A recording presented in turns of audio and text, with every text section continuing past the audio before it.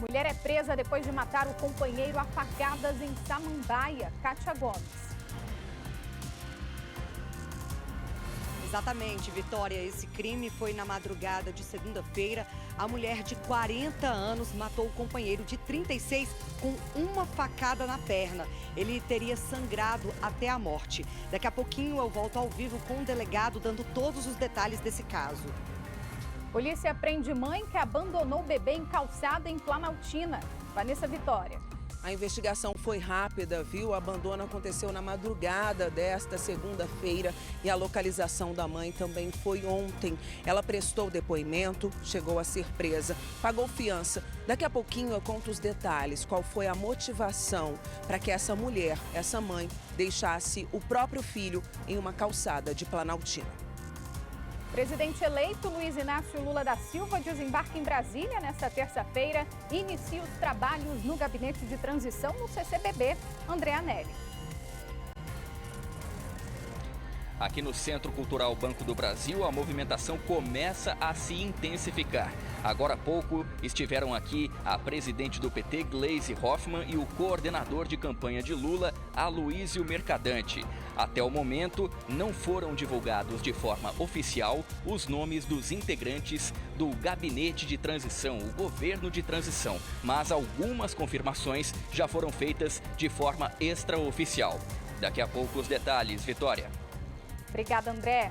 Hoje é terça-feira, 8 de novembro. O nosso jornal já está no ar. A polícia já descobriu quem deixou um bebê recém-nascido numa calçada na madrugada de ontem, lá em Planaltina. Foi a própria mãe que teria abandonado o filho. Quem vai trazer mais detalhes pra gente é a repórter Vanessa Vitória.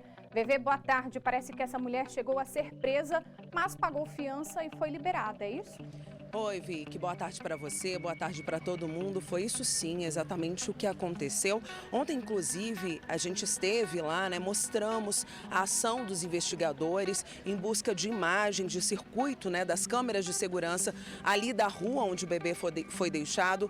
E rapidamente essa mulher foi localizada. Ela tem 30 anos, já é mãe de uma criança de 2 anos. Inclusive, ontem vi que os bombeiros pensavam na possibilidade de ser uma adolescente, alguém que escondeu a gestação de familiares, mas não, é uma mulher adulta que já é mãe, teve um relacionamento relâmpago e desse relacionamento acabou ficando grávida.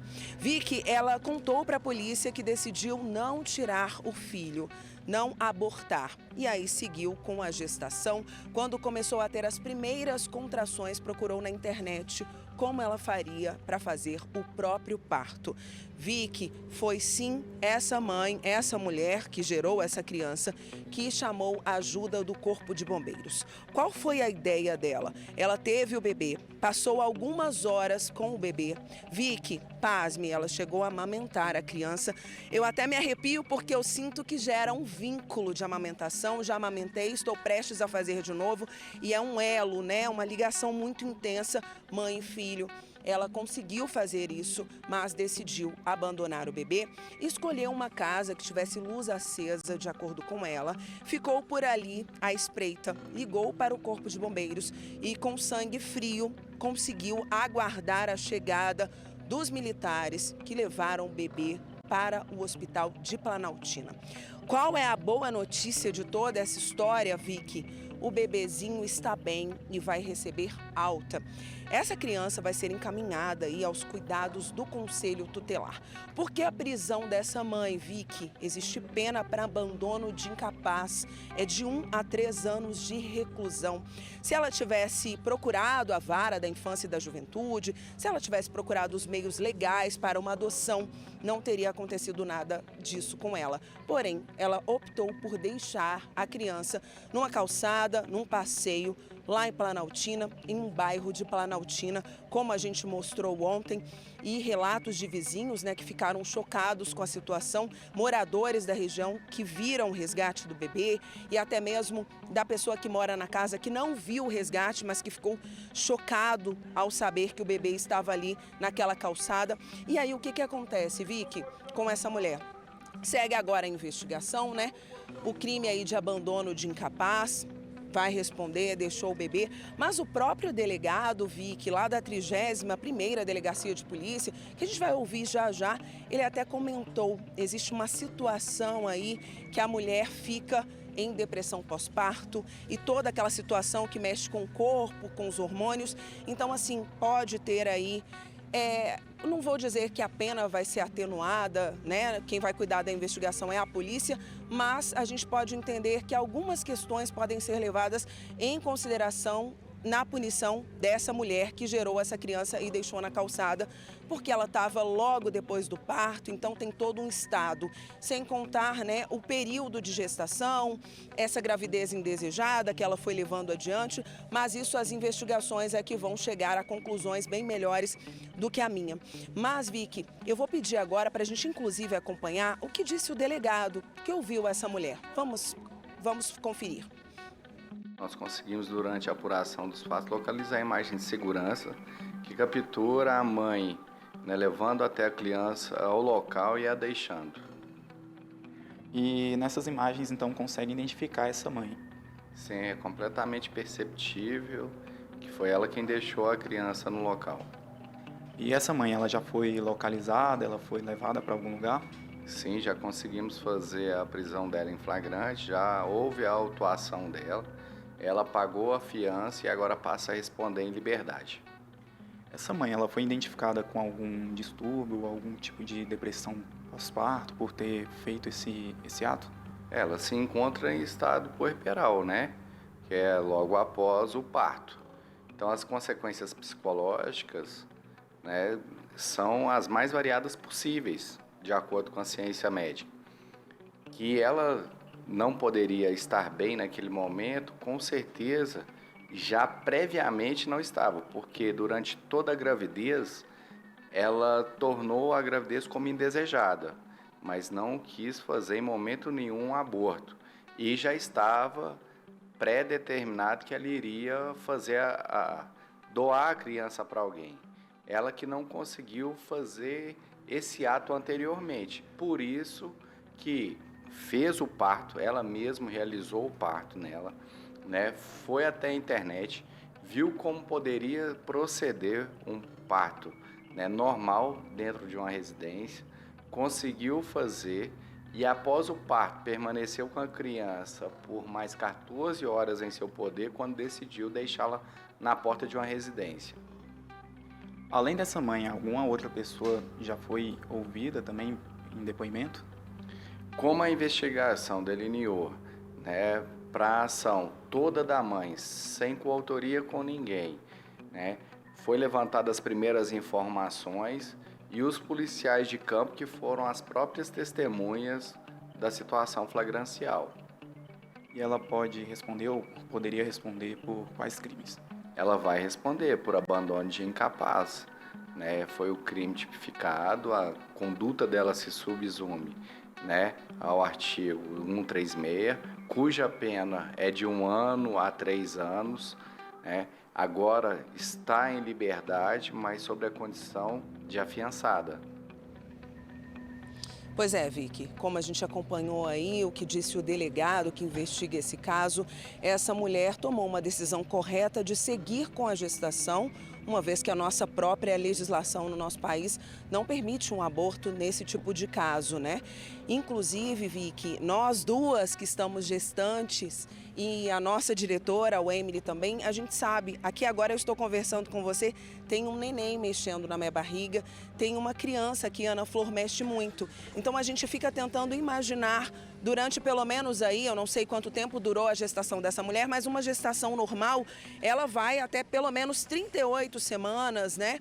40 semanas, então foram várias semanas com o bebê dentro do ventre, se mexendo e ela gerando essa criança. Então a decisão aí, o erro dela foi realmente não ter procurado as vias legais para fazer a adoção, para entregar essa criança para uma família, né, que está na fila aí, que cumpre os requisitos legais para fazer essa adoção. Então o erro dessa mãe foi esse. Como o delegado disse, vai responder, não tem o que fazer, deixou o bebê, abandonou. Ah, sim, ela ligou para os bombeiros, ela tomou todos os cuidados, né? Ela cuidou do parto, ela procurou informações, como fazer o parto sozinha, sem trazer riscos para o bebê, ela amamentou a criança. Sim, ela fez tudo o que uma mãe faria, porém deixou de ser mãe no momento em que colocou a criança ao relento numa madrugada aqui do Distrito Federal, lá em Planaltina. Então, Vicky, a situação dela é essa, vai responder em liberdade, como disse o delegado, porém vai responder sim, é mãe de uma criança já tem uma criança de 2 anos, entende bem o que é a maternidade, acredito eu.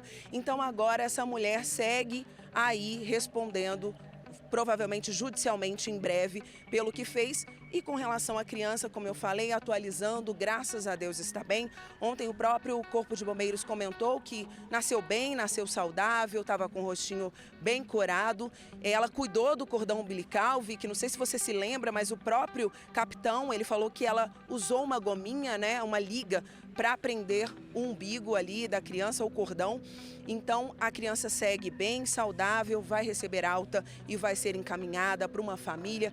E o nosso desejo é que essa criança encontre um lar de amor, um lar de carinho, né? E com relação a essa mulher que gerou a criança, não temos, né, nenhum tipo de julgamento a fazer, porque a gente sabe exatamente que em cada família, em cada lar, em cada cabeça, em cada pessoa, passa uma ideia diferente. Mas a nossa orientação para quem passa por uma situação dessa é procure os meios legais, faça tudo corretamente. Você pode entregar o seu filho para adoção, isso não é crime. Entregar o filho para adoção não é crime. Procurar a vara específica, especializada no judiciário para fazer essa adoção, para fazer essa entrega, não é crime. O que é crime é simplesmente abandonar uma criança no meio da rua, uma criança ao relento, mesmo que essa pessoa que fez isso decida chamar a ambulância, chamar o socorro e ficar de longe, Vicky, assistindo tudo ali, digamos que de camarote. Eu volto com você. Vevê, inclusive é um processo sigiloso, né? A pessoa ela não se expõe ao risco de ter que pesquisar na internet como fazer um parto. Não, ela pode seguir ali no hospital, fazer todo o pré-natal. Nós sabemos, né, quantos exames a gente faz por mês, então é todo um acompanhamento que é muito sério, é muito importante. E essa mulher não precisaria ter escondido todo esse processo da família, de hospitais, né? Enfim, ela poderia ter entrado com esse processo e ter todo o sigilo, todo o acompanhamento e toda a segurança e evitar, né? Agora ela vai responder criminalmente porque é um crime o abandono de incapaz e poderia ter passado sem essa, talvez uma falta de informação ou talvez mesmo uma depressão, né? A gente não sabe a situação com que essa mulher teve esse bebê, né? Se era um relacionamento, se ela tinha um apoio de um familiar, da família, de um marido, companheiro. Enfim, é muito profundo, mas que bom que a criança está bem, é isso que importa. Eu acredito que essa criança deva ter o acompanhamento, né, do Conselho Tutelar e também de todas as autoridades para manter esse bebê bem, saudável e com alguém que consiga cuidar, né? Obrigada. Eu queria só complementar o que você falou, que é muito importante sobre a garantia do anonimato, né? As pessoas às vezes ficam inseguras que vão ser descobertas ou alguma coisa assim. Eu imagino que alguém que levou uma gestação tão adiante ao ponto do bebê nascer saudável e com semanas suficientes, né? Quilo, o peso, né?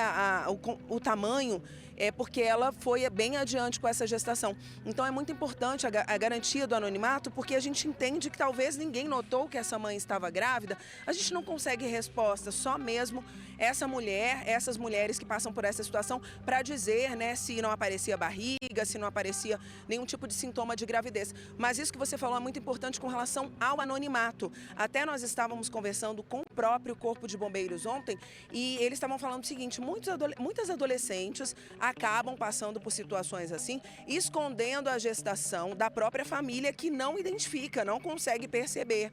E aí pensam, eu não vou falar porque senão vão me descobrir, ou senão no futuro, quando essa criança crescer, vai saber que foi eu que abandonei. Então é muito importante isso que você falou sobre o anonimato. Essa mulher que vai procurar judicialmente fazer a via legal para disponibilizar o bebê para adoção, ela vai ter sigilo das informações dela e das informações da própria criança. A gente teve um caso recente aqui no Brasil de uma atriz que decidiu entregar o filho para adoção e acabou tendo o sigilo quebrado, mas não é o que acontece, não é dessa forma e não foi quebrado judicialmente, foi um problema no hospital. Então é uma situação bem diferente. Se você, mãe, gestante, que decide pela adoção e procura as vias legais, o seu sigilo, os seus dados vão ser mantidos com segurança. É só isso que eu queria complementar, Vicky. É isso, Vevê, deu o recado. É muito importante mesmo ter todo esse acompanhamento e seguir a lei, né? Obrigada, Vevê, pelas informações. Bom, e a Polícia Civil está investigando se a mulher que atropelou uma criança de 3 anos no Gama estaria bêbada no momento do acidente. Quem tem mais detalhes desse caso para a gente é a repórter Kátia Gomes. Kátia, boa tarde. Parece que a polícia descobriu que essa mulher teria saído de uma festa antes desse atropelamento, né? Exatamente, Vitória. Boa tarde para você, boa tarde para todo mundo. A polícia descobriu que antes do atropelamento, essa mulher de 41 anos estava em uma festa, em uma chácara na Ponte Alta do Gama. Agora a polícia continua as investigações para tentar descobrir se de fato ela bebeu ou não, porque pelas imagens das câmeras de segurança, que inclusive nós já divulgamos aqui, a mulher ela aparece correndo, né? Ela passa pelo quebra-molas, ela não para, inclusive dá para perceber que não acende a luz de freio e aí é nesse momento que ela atropela a criança e vai embora. Até então, até o momento ali, logo depois do atropelamento, ninguém sabia quem tinha, né, causado esse acidente. A mulher depois se entregou na delegacia e falou para o delegado que não tinha percebido que tinha atropelado uma criança, que ela só percebeu depois que viu as imagens e também porque o carro dela estava amassado, né? Então agora a polícia investiga essa linha, né? Se ela havia ingerido bebida alcoólica ou não, porque já que depois quando ela se entregou, inclusive já tinha passado o flagrante, já tinha também passado o efeito do álcool, mas a polícia disse que está fazendo sim as investigações e exames para tentar comprovar se ela ou ingeriu bebida alcoólica ou não, né? Esse caso foi no sábado. A gente, inclusive, dá para ver o momento ali que a criança vai e atravessa, né? A imagem não está muito nítida, mas dá para perceber que tem ali um vulto. E essa criança, né? Criança de 3 anos, o Arthur, segundo a própria família ali, o laudo médico, ele teve um trauma na cabeça, além de um trauma também na região do abdômen. Ele teve uma hemorragia, precisou passar, inclusive, por uma cirurgia para retirar o baço e também passou por uma transfusão de sangue. E ele também teve uma perna quebrada. Inclusive, a família, agora há pouco, atualizou o estado de saúde do Arthur, disse que ele segue na UTI, né? Primeiramente, ele tinha sido levado para o Hospital Regional do Gama e depois ele foi transferido para um hospital particular de Taguatinga. E ele segue na UTI, segundo a família. Ele não consegue falar também, não consegue se mover. Inclusive, ele está todo engessado, ele está com a parte do tronco engessada, está com a perninha também engessada. Ele também sente bastante dificuldades, né, ali para qualquer tipo de movimento, mas ele segue evoluindo, né? O quadro dele ainda é considerado grave, mas ele está apresentando, né, uma evolução. Então, essas são as informações e Vitória, além disso tudo, né, a mulher, ela foi liberada, né? Agora a polícia está investigando esse caso para ver se tem ou não outros desdobramentos, né? Para saber se o acidente foi ou não intencional. E essas imagens são impressionantes, né, Kátia? Porque ali a gente consegue ver a velocidade com que esse veículo estava. Inclusive um quebra-mola ali, olha só, o carro passa batido no quebra-mola, atinge a criança e vai embora. O carro que estava na via contrária, né? A motorista, se eu não me engano, uma mulher, pelas imagens ali dá para ver mais ou menos, que para o veículo e sai para socorrer a criança. Olha só essa imagem assim impressionante. Que bom que essa criança está viva, né? Está se recuperando. É um caso muito delicado, mas pelo menos está no hospital, está se recuperando bem. Obrigada, Kátia. E uma operação da Polícia Civil prendeu 4 suspeitos de participar de uma quadrilha especializada em roubo de carros. 2 endereços usados pelos criminosos foram fechados. Entre os presos está o líder da quadrilha, Gleidson Ramos da Silva, de 38 anos. Ele e outros 3 bandidos vão responder por receptação e organização criminosa. A pena pode chegar até 11 anos de cadeia. Nestas imagens, Gleidson aparece orientando os comparsas a desmontar um carro roubado. Segundo a polícia, ele sabe quais peças são mais valorizadas. Foi instalada uma câmera remota no local. Após a extração das mesmas, conseguimos, o setor de inteligência conseguiu identificar ao menos 8 dos criminosos atuantes no local. Até uma marreta era usada na retirada das partes principais dos veículos. O desmanche ficava em Guaianazes, bairro da zona leste da capital paulista. Foram 5 meses de investigação.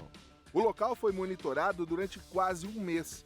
As câmeras revelaram que o bando trabalhava dia e noite. Neste outro endereço, em Ferraz de Vasconcelos, na Grande São Paulo, as peças dos veículos furtados e roubados eram armazenadas. Milhares de peças foram apreendidas, avaliadas em mais de R$300 mil só de peças em um dos locais. Nós conseguimos dar um duro golpe na região da cidade de Tiradentes. A polícia acredita que os criminosos demoravam cerca de 50 minutos para levar o carro furtado ou roubado até o desmanche. Em meia hora, o carro era desmontado. Em 10 minutos, as peças já empacotadas chegavam ao receptador. Ou seja, em menos de 2 horas, o carro já não existia mais. Segundo a polícia, o material abasteceu o mercado clandestino da Grande São Paulo. Mas as peças roubadas também eram vendidas pela internet para outros estados. Para se ter uma ideia do quanto o crime era lucrativo, os furtos e roubos de veículos cresceram quase 14% em média no estado de São Paulo nos 9 primeiros meses do ano, em comparação com o mesmo período do ano passado. São quase 14 por hora, segundo a Secretaria da Segurança Pública. E uma briga de trânsito terminou com um motorista de ônibus espancado na manhã de hoje, na W3 Sul. Quem tem mais detalhes desse caso é a repórter Suzana Vieira. Suzana, boa tarde. Parece que um desses motoristas teria fechado o outro. Que história é essa? Conta pra gente. Olá, Vitória. Boa tarde para você, boa tarde a todos que nos acompanham. Foi exatamente isso, viu, Vitória? Segundo a polícia, um motorista teria fechado o outro. O outro teria ficado indignado, por isso iniciou-se uma discussão e um desses motoristas, infelizmente, acabou sendo ferido. Mas quem vai dar mais detalhes para a gente a respeito desse caso é o Major Brook, que já está aqui ao meu lado. Major, boa tarde para você. Obrigada pela participação ao vivo aqui conosco no SBT Brasília. Quando a polícia chegou até o local, esse motorista já havia sido atendido por militares do Corpo de Bombeiros, não foi isso? Exato. Quando a polícia militar chegou ao local, o motorista que tinha sido vítima do outro motorista, o agressor, ele já tinha sido atendido pelo Corpo de Bombeiros e o outro motorista, o agressor, já tinha se evadido do local, já tinha fugido do local. Então, a Polícia Militar orientou as partes junto com as testemunhas que informaram que por uma questão de discussão de trânsito, uma questão corriqueira que muitas vezes acontece, uma manobra que um gosta ou não gosta, acabou evoluindo para uma agressão física de um colega de trabalho. É o que mais impressiona a gente da Polícia Militar e com certeza o Corpo de Bombeiros, porque 2 pessoas que trabalham com o mesmo público, com o mesmo serviço, se agredindo, se degladiando por conta de uma manobra que um ou outro não gostou. O pior, Major, é que ele parou, numa parada de ônibus e o outro aproveitou, subiu, iniciou essa discussão dentro do próprio ônibus, na frente dos passageiros. Exato, na frente dos passageiros, provavelmente o motorista vítima, ele abriu as portas, era um colega de trabalho, talvez ali os 2 com a cabeça quente, discutiram. E aí o outro partiu para a agressão, vindo provavelmente, segundo o relato do Corpo de Bombeiros, a quebrar o nariz do próprio colega. E aí depois tentando se evadir. A Polícia Militar, quando chegou, já tinha se evadido, então ele conscientemente agrediu e fugiu. E vocês orientaram esse motorista a fazer um boletim de ocorrência, a registrar esse caso? Não só fazer o boletim de ocorrência, mas tentar juntar o máximo de testemunhas possíveis para que possa fazer parte ali dos depoimentos e da versão da vítima. Sim, uma coisa importante que você falou comigo agora há pouco, é a gente sabe que inicia agora um período de chuva e é possível ter um pouco mais de paciência no trânsito, que a gente sabe que dificulta um pouco mais. Então a gente tem que orientar os motoristas nesse sentido, que uma confusão dessa, infelizmente, pode terminar em morte, Major? Pode terminar em morte, consequências terríveis. Então é importante a gente prestar atenção aí, principalmente no período de chuvas, fazer a revisão dos veículos, fazer toda a revisão dos equipamentos, seja o limpador de para-brisa, seja os freios, porque muitas vezes uma falha em um desses sistemas pode vir a ocasionar um acidente. E caso ocasionando um acidente, é manter a calma.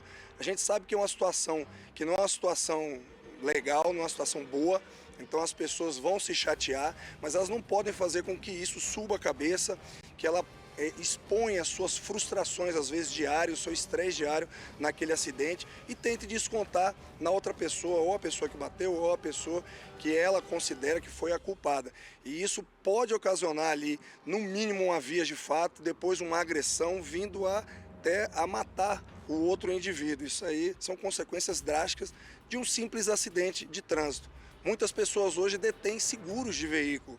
Então não tem que se preocupar, não tem que ficar nervoso ou tentar resolver ali discutindo. Caso aconteça uma discussão, verifica que o outro está nervoso, ligue 190, Polícia Militar, informe o que está acontecendo, passe as características, a Polícia Militar vai ao local para poder tentar amenizar e não deixar que a ocorrência de trânsito simples, de um acidente de trânsito, venha a evoluir até para um homicídio. Infelizmente, o que a gente percebe, né, Major, que as pessoas estão muito impacientes, principalmente descontam isso no trânsito. Olha só, essa confusão hoje poderia ter, inclusive, deixado os passageiros, ferido, né, esses passageiros. Não só isso, mas também ali o compromisso daquele motorista, aquele tempo que ele está sendo atendido, provavelmente não ia trabalhar mais, então atrasa a vida de outras pessoas, nesse caso específico. Então foi um ato com certeza impensado, dentro ali de uma explosão, de um estresse, uma manifestação ali de um sentimento em que ele, por conta de uma fechada, ele veio agredir o colega de trabalho, atrasando a vida de outras pessoas, dos usuários de transporte público. Então vamos pedir aí o pessoal de casa, está nos assistindo, está aí o período de chuva, a gente sabe que alguns locais aqui em Brasília costumam ficar até alagados. Vamos pedir o pessoal um pouquinho de paciência. É ter paciência, no caso dos engarrafamentos, tentar sair mais cedo para o trabalho, pegar a pista mais vazia, ou então espera um pouco também para pegar a pista mais vazia na volta para casa. Caso aconteça alguma coisa, mantenha a calma e a tranquilidade. Se tiver seguro, aí é que não tem nem o porquê de tentar brigar com a outra pessoa, tentar discutir para saber quem tem a razão. É uma orientação que também a gente passa, que muitas vezes as pessoas não sabem. Acidente sem vítima de trânsito não é necessário perícia. Então, tire uma foto, converse com a outra pessoa, busque o telefone dela, a identificação dela, troque as identidades, troque os telefones e depois resolva. Retire o veículo para um local seguro, porque senão aquele veículo parado naquele local pode provocar novos acidentes. Então, adote algumas medidas, mas em primeiro lugar, a calma, a tranquilidade. E como você disse, o acordo é tão importante, né? Pode ser feito em ambas as partes ali, não precisa nem da perícia. Isso é muito importante também que você acabou de ressaltar. Exato. Às vezes uma pessoa tira foto, é interessante talvez para uma posterior litígio, uma briga judicial, mas é importante que ali ele se acerte, que cada um reconheça ali, às vezes, o seu erro, às vezes quem é que colidiu com o outro ou não, e entra num acordo e mantém a tranquilidade, porque o bem material ele não vale mais do que a sua vida, a sua integridade física, principalmente nesses momentos em que a gente está voltando para casa, muitas vezes com filhos, com familiares. Seria uma cena traumática para uma criança verificar você, pai, brigando com outro indivíduo, uma outra pessoa e vindo agredir ou ser agredido. Major, muito obrigada pela participação aqui conosco ao vivo. Pois é, Vitória, então fica aí o alerta, né, para o pessoal de casa. Vamos ter mais paciência no trânsito, mais calma. Não saia atrasado de casa, saia com mais tempo e vamos tentar fazer esse acordo para evitar essas confusões. Tudo aqui que o Major acabou de ressaltar é muito importante. Então, muita calma nessa hora. Imagina só começar o dia assim, né, Suzana? Começar o dia, você ali no transporte público, indo para o seu trabalho, ter toda aquela confusão, ficar com o ônibus parado, ter que entrar em outro ônibus. Então, assim, é muito complicado. Suzana, eu só queria perguntar ao Major, por favor, se o motorista agressor, ele foi encontrado no local, ele ficou lá até a Polícia Militar chegar, chegou a ser encaminhado para a delegacia ou não, ele foi embora, enfim. Pois é, Vitória, ele evadiu do local. Eu vou até perguntar mais uma vez aqui para o Major, mas quando a polícia, os militares também do Corpo de Bombeiros chegaram até o local para fazer a ocorrência, esse motorista já tinha evadido do local. Tem alguma informação sobre ele? O que se tem de informação é a linha em que ele estava dirigindo, o número do ônibus, o número da empresa da aviação, e pelo horário, com certeza, ele já foi identificado e o outro motorista provavelmente também o conhece, talvez por conta disso abriu ali as portas, sabendo que, ou pensando que talvez não aconteceria nada. Então, naquele momento ali, ele por abrir a porta, a gente imagina que ele conhecia, e mesmo que não conhecesse, tem toda a identificação do ônibus, da linha, do horário, e ele já deve estar sendo ouvido ou vai ser ouvido aí pela Polícia Judiciária. Mas a princípio realmente ele se evadiu do local. Se evadiu do local. Ele agrediu o colega de trabalho e se evadiu. Pois é, Vitória, como o Major acabou de confirmar, então, o motorista, ele pode...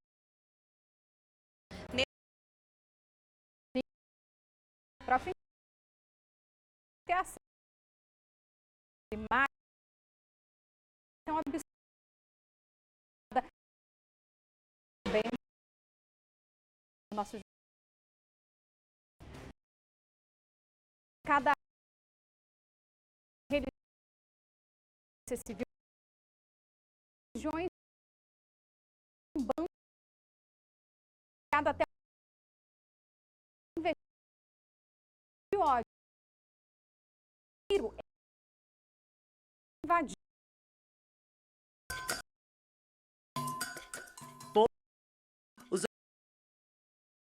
Nesse plano invadir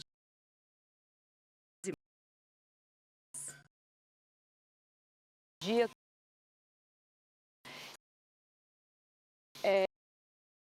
esperado. Eu se invadiu a minha cabeça. Pela intolerância religiosa, é este homem que aparece em um vídeo gravado logo depois da destruição. O invasor, alterado, se contorce no chão. Por que você quebrou as imagens? Que intolerância religiosa é essa? O homem que mora ao lado do terreiro foi preso pelo crime, mas já está solto. O criminoso arrancou os braços e a cabeça de quase todos os orixás, menos dessa imagem, que teve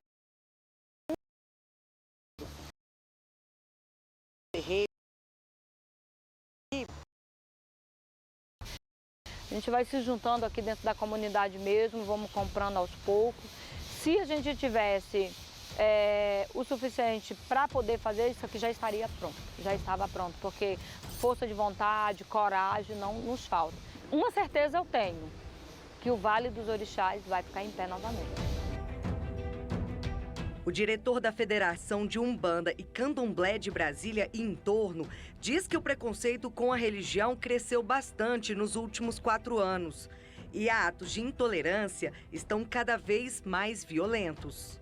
Tem pessoas que estão sendo expulsas, tem lugares no país, no Brasil, pessoas que estão sendo expulsas das suas casas porque determinados milicianos não querem a religião afro daquele local, porque já são ligados à igreja evangélica, à igreja protestante. É muito triste você ver uma pessoa entrar na sua casa e falar que você tem 24 horas para quebrar tudo aquilo que você cultua, que você acredita, que você tem amor, e sair daquela casa ali, porque se você quiser permanecer ali, você não pode mais usar as suas contas, você não pode mais colocar o seu branco. Das 55 ocorrências criminais tipificadas como intolerância religiosa, registradas de janeiro de 2018 a abril de 2022 na Polícia Civil do DF, mais de 70% são relacionadas a ofensas dirigidas aos adeptos de religiões afro-brasileiras.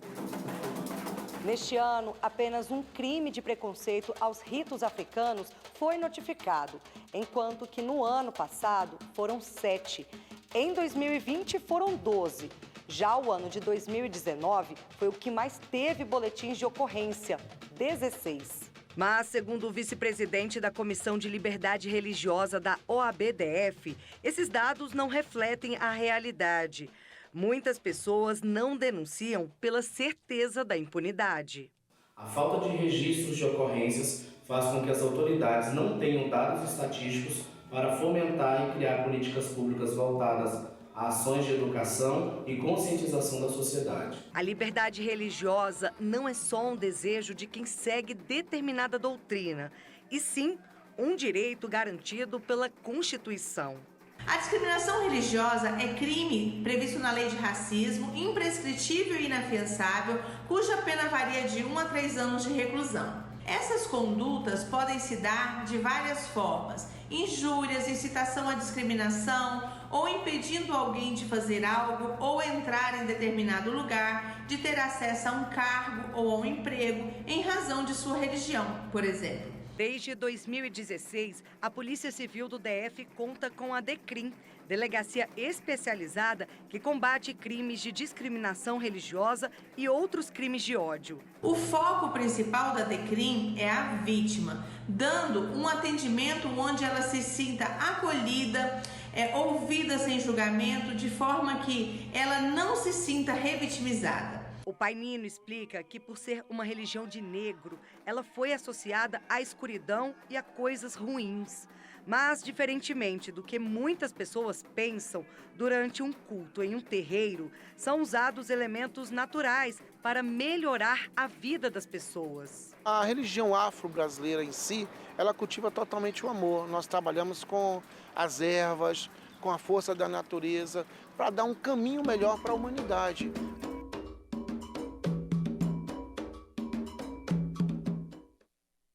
A delegacia citada na reportagem, a DECRIM, abre de meio-dia às 6 da tarde e fica no Sudoeste, na sede da Polícia Civil. As ocorrências podem ser registradas em qualquer delegacia das regiões administrativas ou ainda pela internet. Se você presenciar esse tipo de crime, pode ligar para o 197 e denunciar. Não precisa se identificar.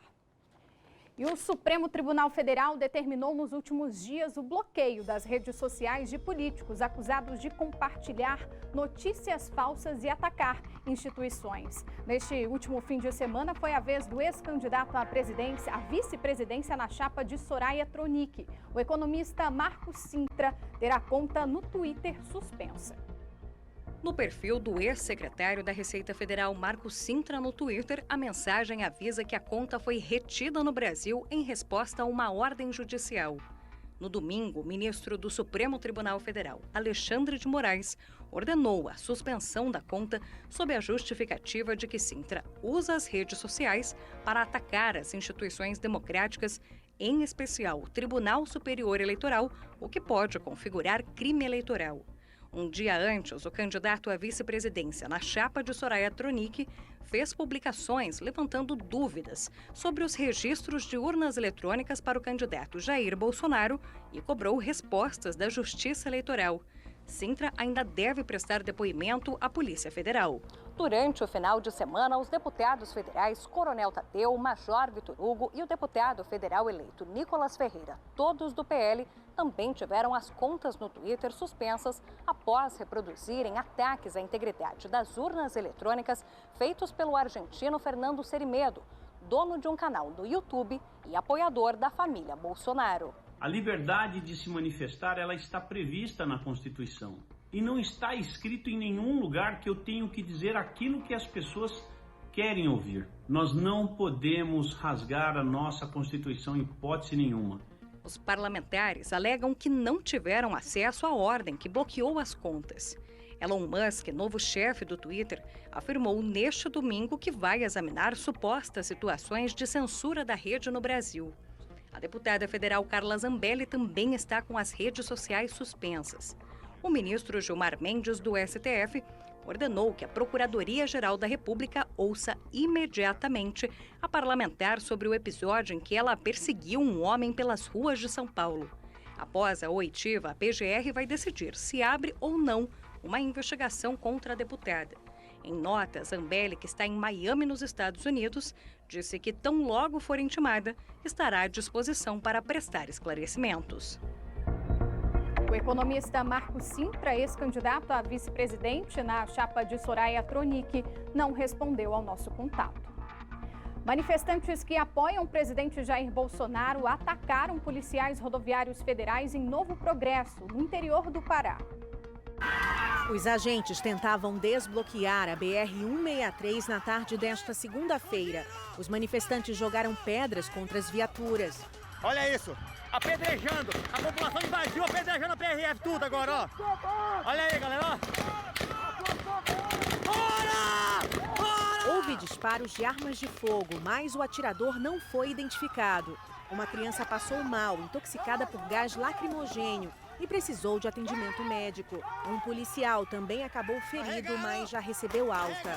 O grupo faz parte do movimento que tenta há uma semana fechar rodovias em protesto contra o resultado das eleições presidenciais. A Polícia Rodoviária Federal disse que cumpriu os protocolos de negociação, mas que precisou usar a força porque houve resistência. Em Rio do Sul, no interior de Santa Catarina, 2 policiais foram feridos na cabeça e nos braços durante o bloqueio na BR-470. De acordo com a PRF, os agentes tiveram ferimentos leves. Um homem de 37 anos foi preso.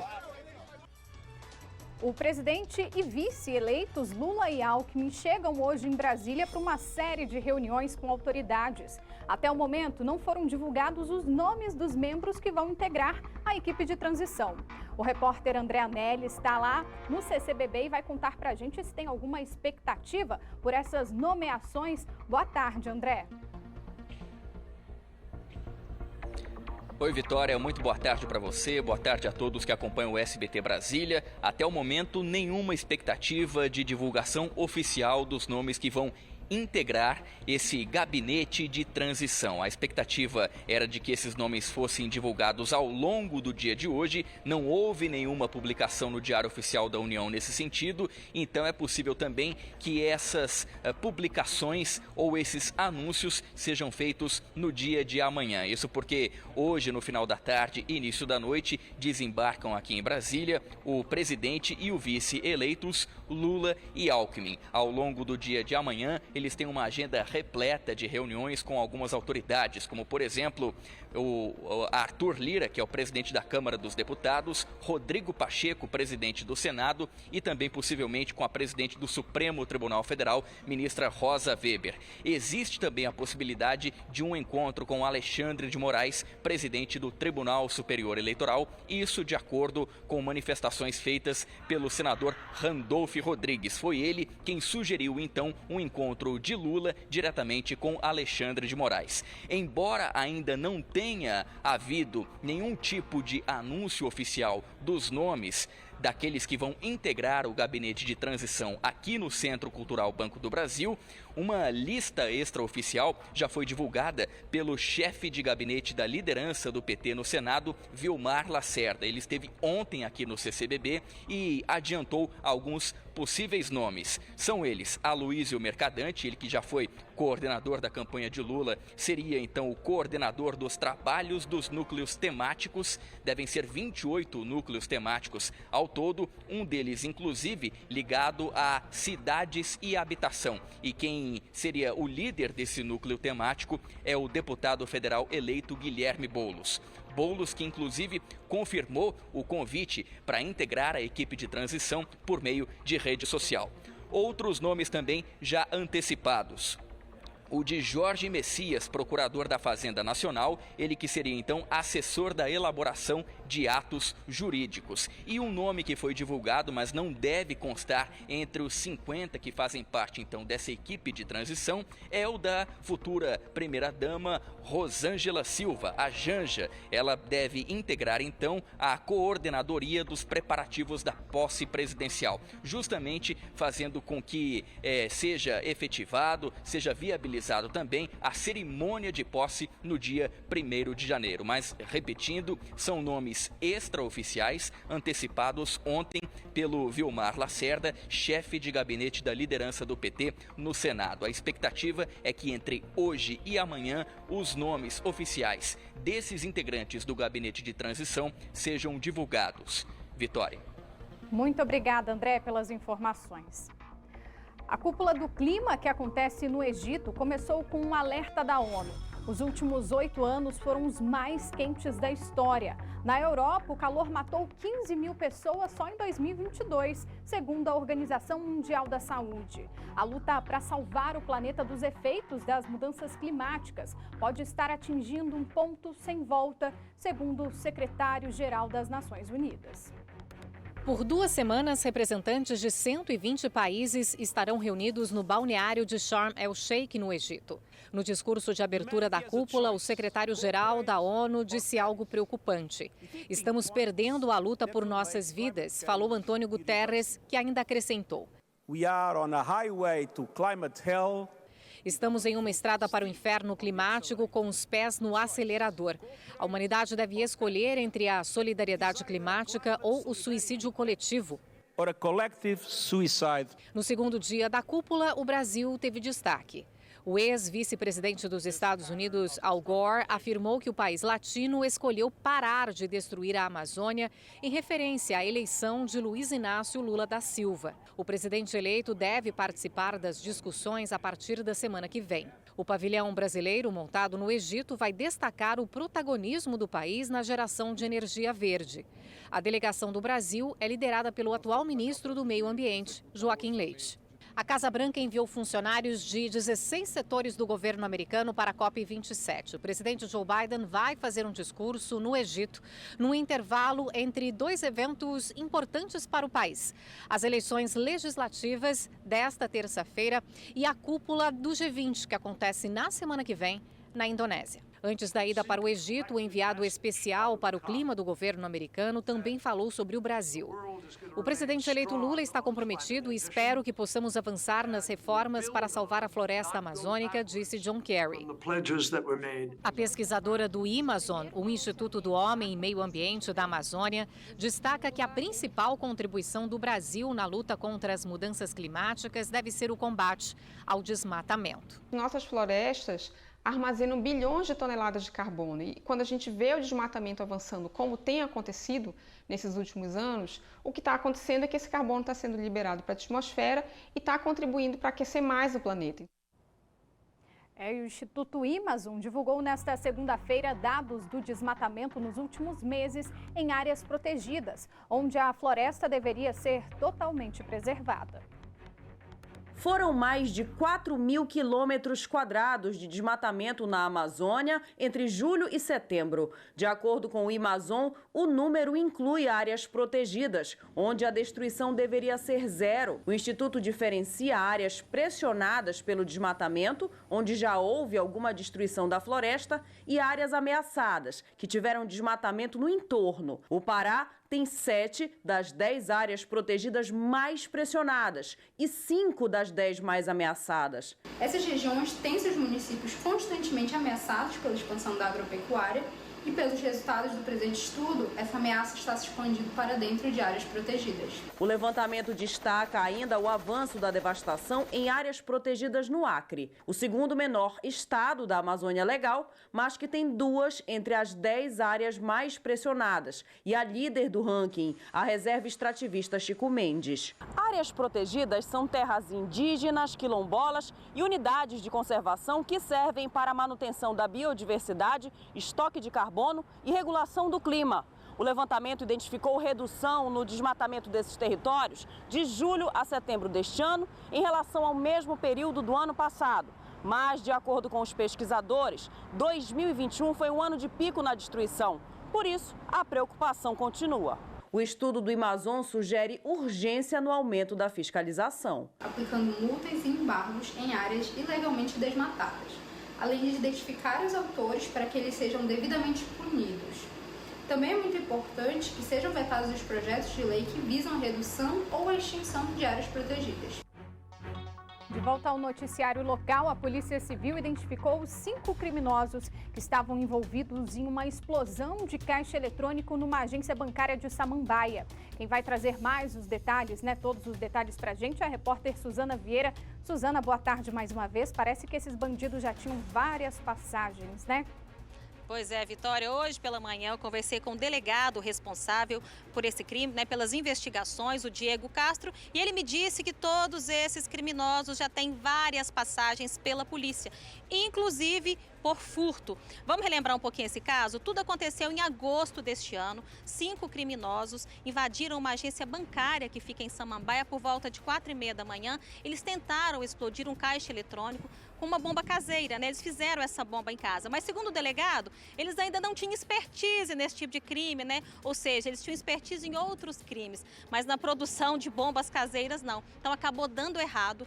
Eles fugiram do local. O esquadrão antibombas da polícia foi acionado, foi até o local para retirar esse artefato com segurança. Então, agora a polícia conseguiu identificar esses 5 criminosos. Como a gente disse, já tem várias passagens pela polícia. A Polícia Civil, inclusive, pediu a prisão preventiva desses criminosos. Mas o Ministério Público e o Judiciário não concordaram com a prisão preventiva. Então, infelizmente, eles vão responder por estes crimes em liberdade. Eu conversei com o delegado, vamos ouvir agora o que ele disse. Essas pessoas, esses 5 indivíduos, são oriundos ali da região de Samambaia, de Ceilândia, possuem em média 20, 25 anos. Ao final das investigações, a Polícia Civil entendeu por bem, pelo vasto histórico criminal desses indivíduos, representar pela prisão preventiva de todos eles. Porém, o Ministério Público e o Poder Judiciário entenderam de forma diversa, deixando com que eles respondam a este processo em liberdade. Os elementos que foram colhidos foram angariados das mais diversas formas, por meio de provas técnicas, oitivas, enfim. Tudo o que a polícia podia fazer para identificar e responsabilizar essas pessoas foi feito. Tanto que o inquérito já foi encerrado e foi encaminhado para o Ministério Público para oferecer denúncia. Eles foram indiciados por furto qualificado, mediante a utilização de artefato análogo a explosivo, que pode chegar às penas de reclusão de até 10 anos. Pois é, Vitória, a gente sabe que são 5 criminosos com várias passagens pela polícia que pediu a prisão preventiva, mas infelizmente eles vão responder por estes crimes em liberdade. São pessoas que oferecem risco à população, risco à sociedade e que deveriam estar presos de forma preventiva, Mas fazer o quê? É o que a gente sempre mostra aqui, Suzana, infelizmente, A polícia tem todas as provas, são criminosos já conhecidos, com uma vasta ficha criminal, mas é isso, a polícia mostra, prende e o judiciário acaba soltando esses criminosos. Obrigada, Suzana. Eu tenho que chamar um rápido intervalo, não sai daí que a gente volta já.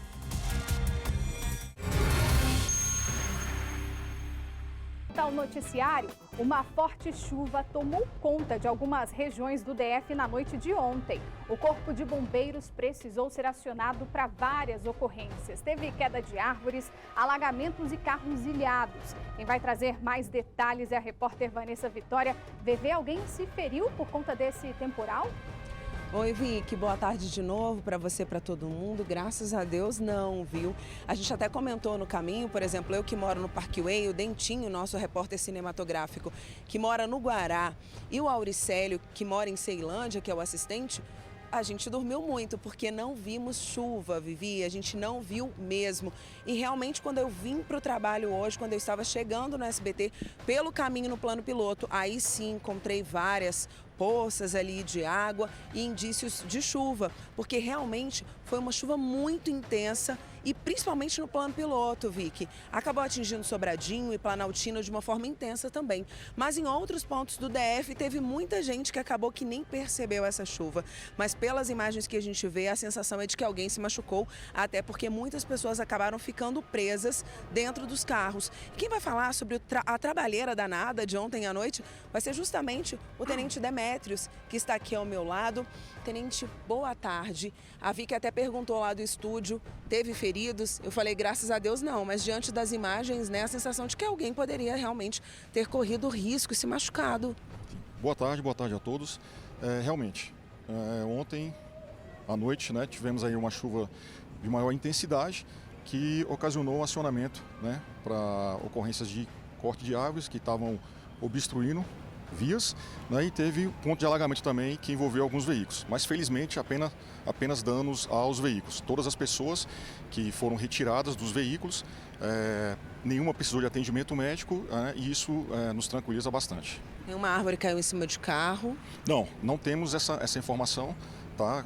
Não consta no nosso banco de dados, somente árvores que estavam obstruindo, né? Estavam no canteiro central, mas em virtude do tamanho, acabaram caindo e obstruindo as vias do DF.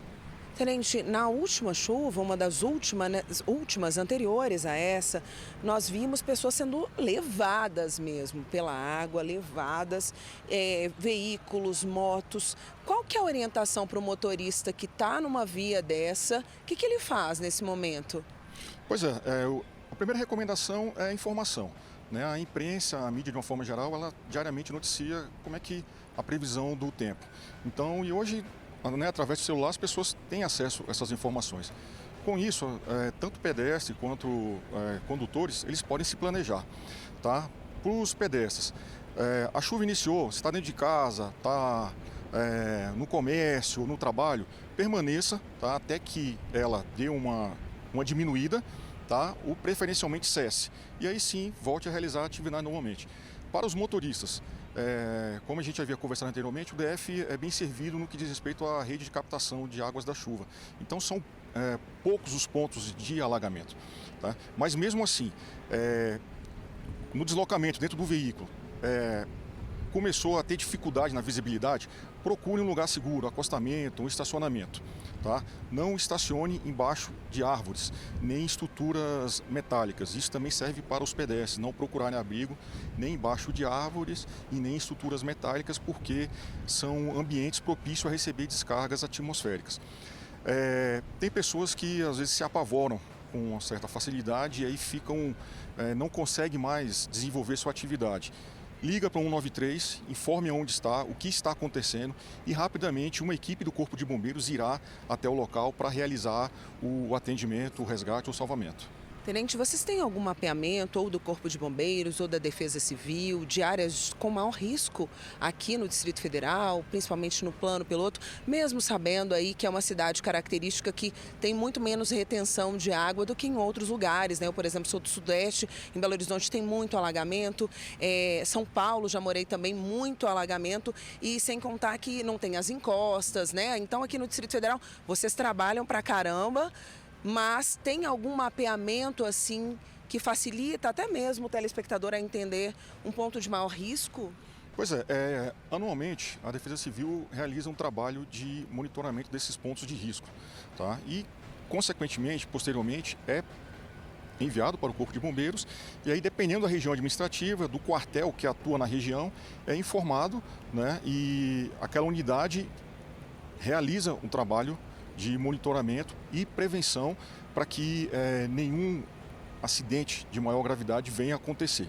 Tá? Mas como você falou, realmente o DF, até mesmo pela sua questão geográfica, ele tem essa característica, são poucos os pontos que realmente oferecem risco em relação às outras grandes cidades do Brasil. Até pelo planejamento, uma cidade que chegou sendo estruturada com o planejamento aí, mas que mesmo assim ainda coloca o brasiliense aí, quem mora por aqui, em algumas situações complicadas no período de chuvas. A gente estava até comentando aqui, Vicky, quando eu estava conversando com o tenente antes, que o Corpo de Bombeiros aqui do Distrito Federal trabalha muito no período de seca, porque são os focos de incêndio e aí toda aquela trabalheira. E aí quando a gente passa para o período de chuva, muda um pouquinho o tipo de trabalho deles, mas eles continuam ali ralando, como a gente viu e percebe nas imagens do temporal de ontem à noite. Às vezes uma chuvinha que é muito rápida, rapidona mesmo, causa um estrago danado, que como o próprio tenente disse, às vezes é melhor o motorista que está dentro do carro, se ele não está numa via de risco, né, tenente, evitar sair do veículo, evitar apavorar e esperar, porque às vezes a chuva vai passar até rápido. É uma chuva muito intensa, mas que não vai durar muito. né, tenente? Então tem que ter um pouco de cautela também, não adianta desesperar, né, nesse momento. Mesmo ligando 193, sabendo que vocês vão socorrer, todo cuidado é pouco diante de uma chuva que às vezes é muito forte, mas que não vai durar um tempão.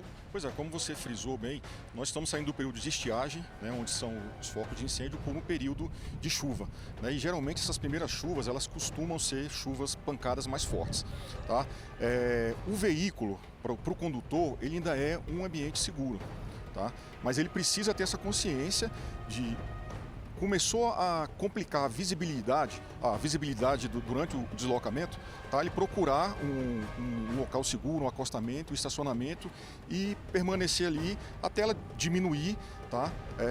Ou até mesmo cessar. Não se aventurar a enfrentar ou aquelas enxurradas, né?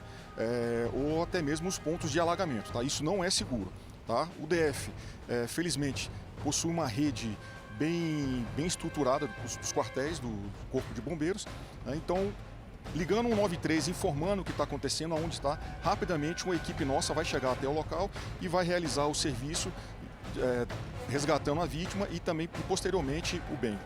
Muito obrigada pela sua participação, viu, tenente? Vicky, eu quero aproveitar só para abrir aqui um serviço com relação à poda de árvores, tá, gente? Os bombeiros, vocês viram nas imagens ali, cortando as árvores que já caíram e estavam obstruindo as vias aqui do Distrito Federal por causa da chuva.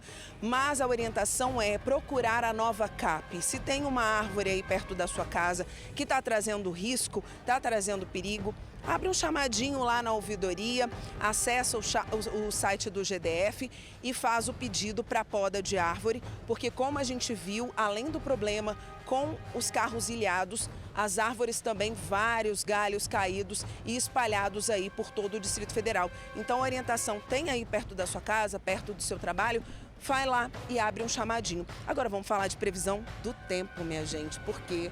Pelo visto, esse calorão que está aí, com a umidade bem alta, né?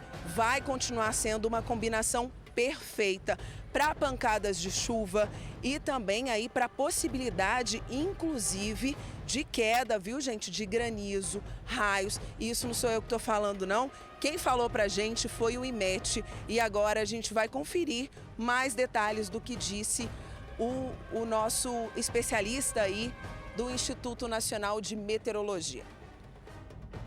A terça-feira será ainda quente, abafada sobre o Distrito Federal. A gente observa aqui na imagem de satélite alguma nebulosidade sobre o Distrito Federal. No decorrer do dia, essa nebulosidade deve aumentar. As temperaturas no início do dia bateram a casa de 16 graus e podem superar os 30, 31 graus aí no meio da tarde. A combinação do calor e da alta umidade do ar deve favorecer as pancadas de chuvas. Então temos pancadas de chuvas hoje, como a gente observa no campo de chuva. Essas chuvas podem vir acompanhadas de raios, rajada de vento e não se descarta a ocorrência de queda de granizo. Por isso a população deve manter o cuidado aí com relação ao momento da chuva. Os próximos dias ainda deve ser com chuva, mesma situação, tempo quente abafado, com pancada de chuvas, chance de temporais, principalmente entre tarde e noite. A população deve ficar atenta, o motorista deve ficar atento no momento da chuva, porque a pista fica escorregadia e a visibilidade bastante reduzida, o que aumenta aí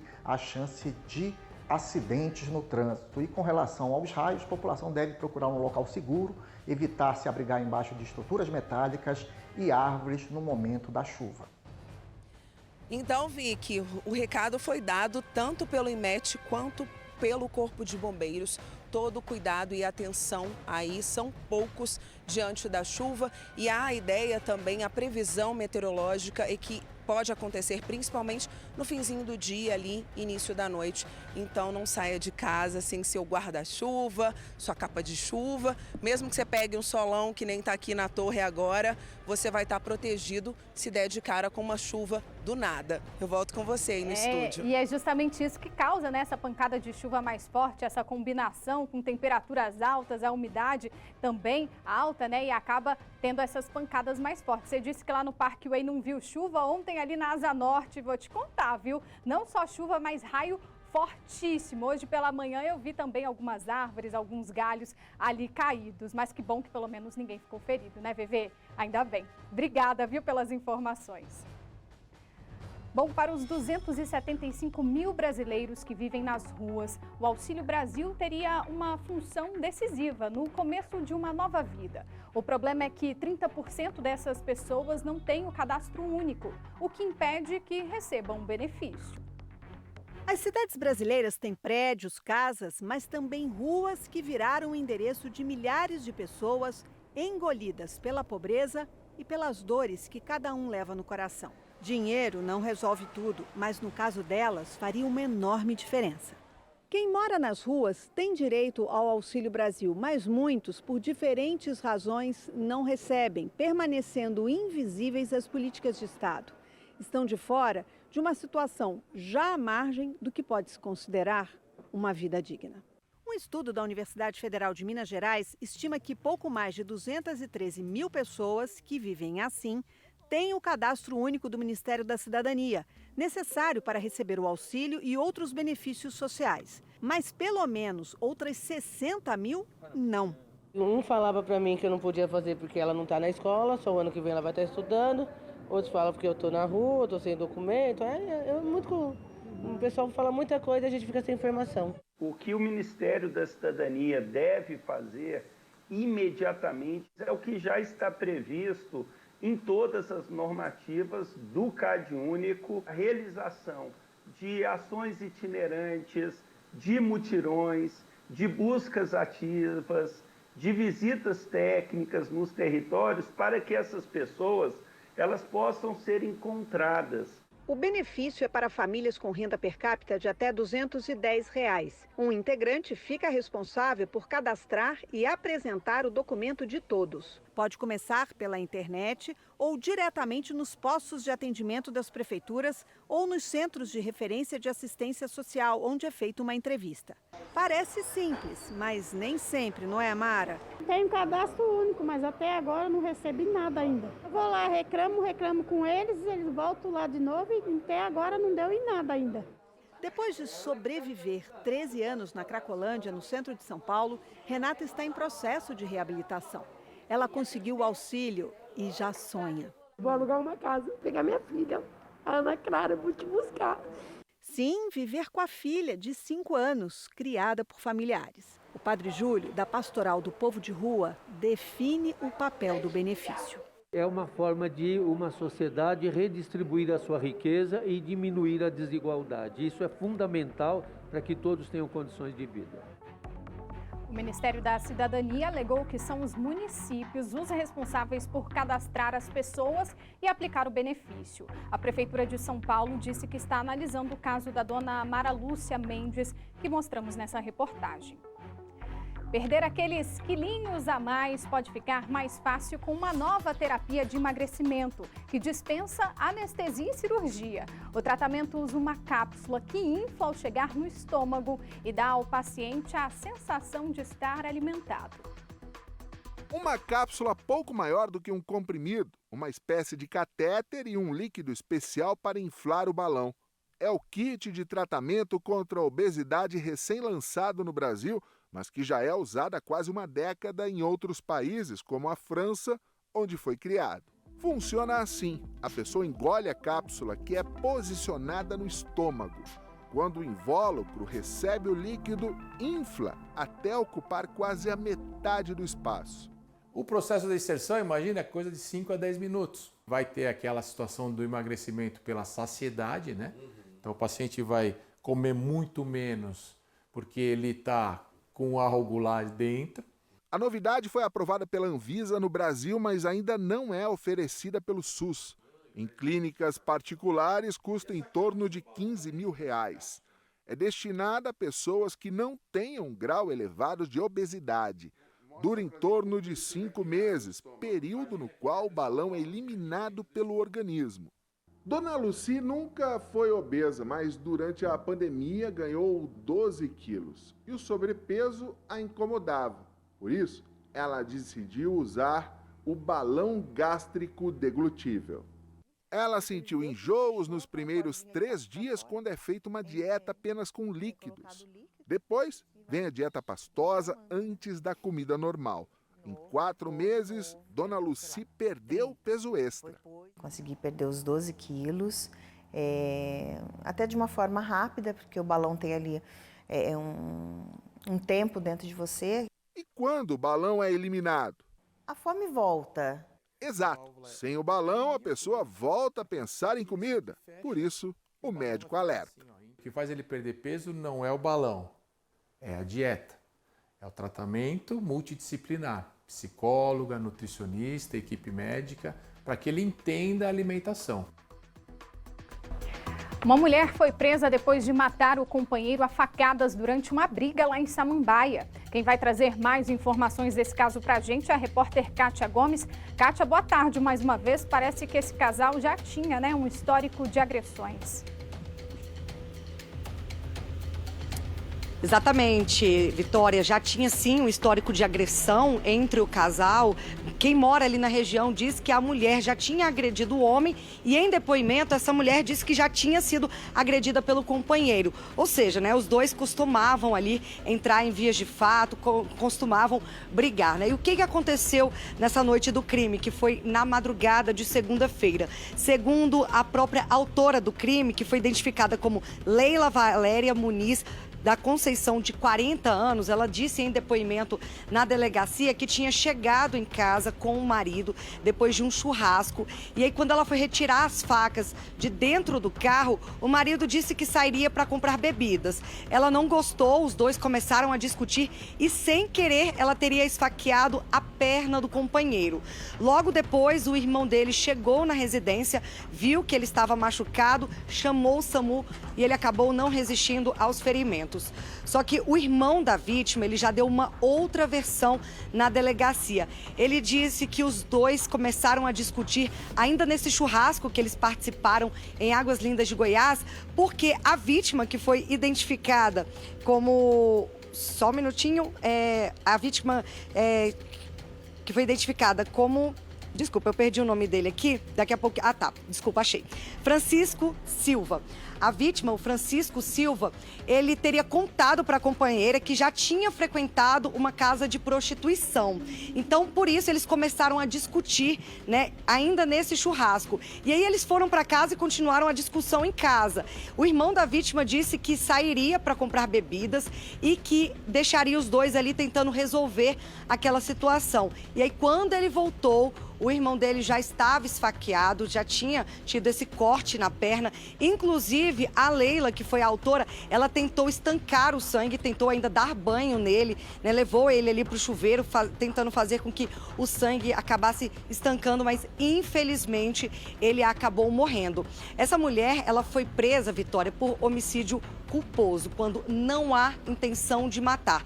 Ela pagou R$2.000 de fiança e foi liberada. Então, essas são as informações, Realmente, segundo vizinhos, quem conhecia tanto o Francisco Silva como a Leila Valéria Muniz ali na região, disse que eles tinham, sim, um relacionamento muito conturbado, E o estopim desse crime, teria sido isso, porque a mulher descobriu que ele já teria frequentado casa de prostituição e aí os dois começaram ali nessa discussão e ele acabou sendo esfaqueado. Na versão dela, ela esfaqueou ele sem intenção. Ela deu uma facada só, essa facada foi na perna e ele morreu porque ele perdeu muito sangue, Pegou numa veia ali, que é uma veia principal, então ele acabou sangrando muito. Ela tentou ainda salvar o companheiro, fazendo ali os procedimentos para estancar o sangue, mas não conseguiu evitar que ele morresse. Eu volto com você, Vitória.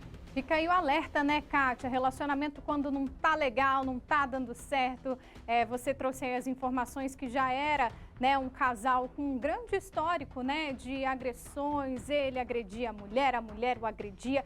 Então, assim, não dá certo. É melhor separar do que acontecer uma tragédia, como essa. E agora todo mundo sofre, A família que perdeu um ente querido, a mulher presa que também deve estar sofrendo, porque, segundo o que ela contou, não tinha aquela intenção, mas era mais uma briga do casal e acabou dando nisso aí. Obrigada, Kátia. E a Polícia Civil continua investigando o possível sequestro de um homem de 31 anos aqui no Distrito Federal. Daniel Carvalho da Silva ainda estaria sob o poder deste grupo criminoso. Quem vai trazer mais informações, todos os detalhes para a gente é a repórter Suzana Vieira. Suzana, boa tarde mais uma vez. A gente tem alguma novidade sobre essas investigações? Pois é, Vicky, olha só, hoje pela manhã eu também conversei com o delegado, né, que a responsável pela investigação disso tudo. Ele estava inclusive muito cansado, porque ele disse que a polícia está trabalhando dia, noite, também virando a madrugada para elucidar esse caso. São várias noites aí sem dormir e ele inclusive pediu a ajuda da população. Se alguém tem alguma informação, sabe do paradeiro, tem alguma informação valiosa para passar para a polícia, faça uma denúncia anônima através do 197. A gente sabe que essa identidade é mantida sob sigilo, então não precisa ter medo. Ele pediu muito a ajuda da população, porque a gente sabe, né, Vicky, que já são 13 dias que ele está desaparecido. Eu fico imaginando a dor dessa família, né, dos familiares, da esposa e de saber que ele está desaparecido há 13 dias e ainda não sabe o paradeiro dele. A gente sabe que ele desapareceu no dia 26 de outubro, ou seja, um mês passado. Ele tinha acabado de sair da igreja. A esposa dele chegou a ligar para ele. Ele disse que tinha batido o carro, que ia demorar a chegar em casa, que ia consertar esse carro. No outro dia, no dia 27, ela tornou a ligar. Ele disse que estava tudo bem, mas ela sentiu que a voz dele estava bastante triste. Ela sentiu que havia algo errado. Ele chegou a enviar, inclusive, 2 áudios. Ele disse que estava devendo um agiota, pediu inclusive o valor de R$190 mil, mas ela sabe que isso é mentira, ela sabe que ele não tinha dívidas, ele não estava devendo ninguém. Inclusive no dia do desaparecimento havia caído uma grande quantidade em dinheiro na conta corrente dele. Ele costumava andar ainda, segundo a polícia, com joias de alto valor, né? Relógios, pulseiras, inclusive no dia do desaparecimento ele estava com joias avaliadas em R$30 mil. A esposa dele disse que chega a ligar de vídeo, mas ele não atende. Então, a gente sabe que já são aí 13 dias que ele está desaparecido. A família, como eu disse, deve estar desesperada. Então, eu vou repassar mais uma vez o pedido do delegado responsável pelas investigações. Se você tem alguma informação que possa ajudar a polícia, que possa levar, né, ao paradeiro do Daniel, desse empreiteiro de 31 anos, faça uma denúncia anônima através de 197. Sua identidade é mantida sob sigilo, né, Vitória? Eu fico imaginando, a gente tem família, eu fico imaginando se fosse com alguém da nossa família, né? Que dor você saber que um parente seu está desaparecido, que você não sabe onde que ele está. Então, se você tem alguma informação valiosa, faça um disque denúncia, 197.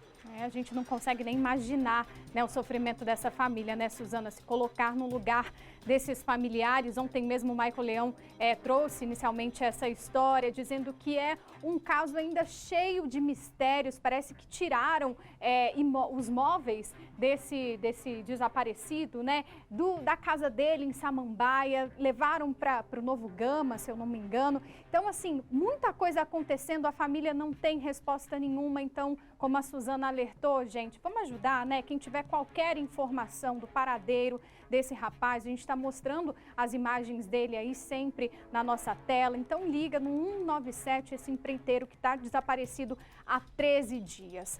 Obrigada, Suzana, pelas informações. Pessoal, luzes desconhecidas no céu de Porto Alegre chamaram a atenção de pilotos de avião e despertaram curiosidade na população. Olha só. Mistério no céu. Talvez um drone ou alguma coisa, uma luz. Não sei, não faço nem ideia. Olha, não acredito até então em objetos não identificados, né? Voadores não identificados, mas até que se prove o contrário, posso acreditar. Pelo menos 2 aparições de luzes estranhas foram relatadas por pilotos de avião à torre de controle do Aeroporto Internacional Salgado Filho, em Porto Alegre, no fim de semana. Elas aparecem por vezes, somem, apagam está avisando já faz mais de meia hora. Elas apareceram ontem, então nem nós estávamos aqui, mas elas aparecem bem na hora que nós estamos para o norte. O outro caso foi notado no mês passado por um piloto que vinha de São Paulo para Porto Alegre. Especialistas explicam que sem imagens do momento não é possível afirmar o que provocou as luzes. Além disso, diversas tecnologias existentes hoje, como drones e equipamentos com laser, podem causar efeitos semelhantes. Se tu enxerga o drone de frente, ele tem um farol na parte frontal dele, né? No momento que ele faz um giro, que ele se desloca, evidentemente que o observador parado num determinado ponto, ele deixa de ver essa luz e depois, novamente, o drone se deslocando, vira de novo de frente para o observador, ele enxerga um segundo objeto, então, mas na verdade é o mesmo. O assunto intriga quem acredita em vida extraterrestre. Para o ufólogo, as luzes avistadas em Porto Alegre merecem atenção.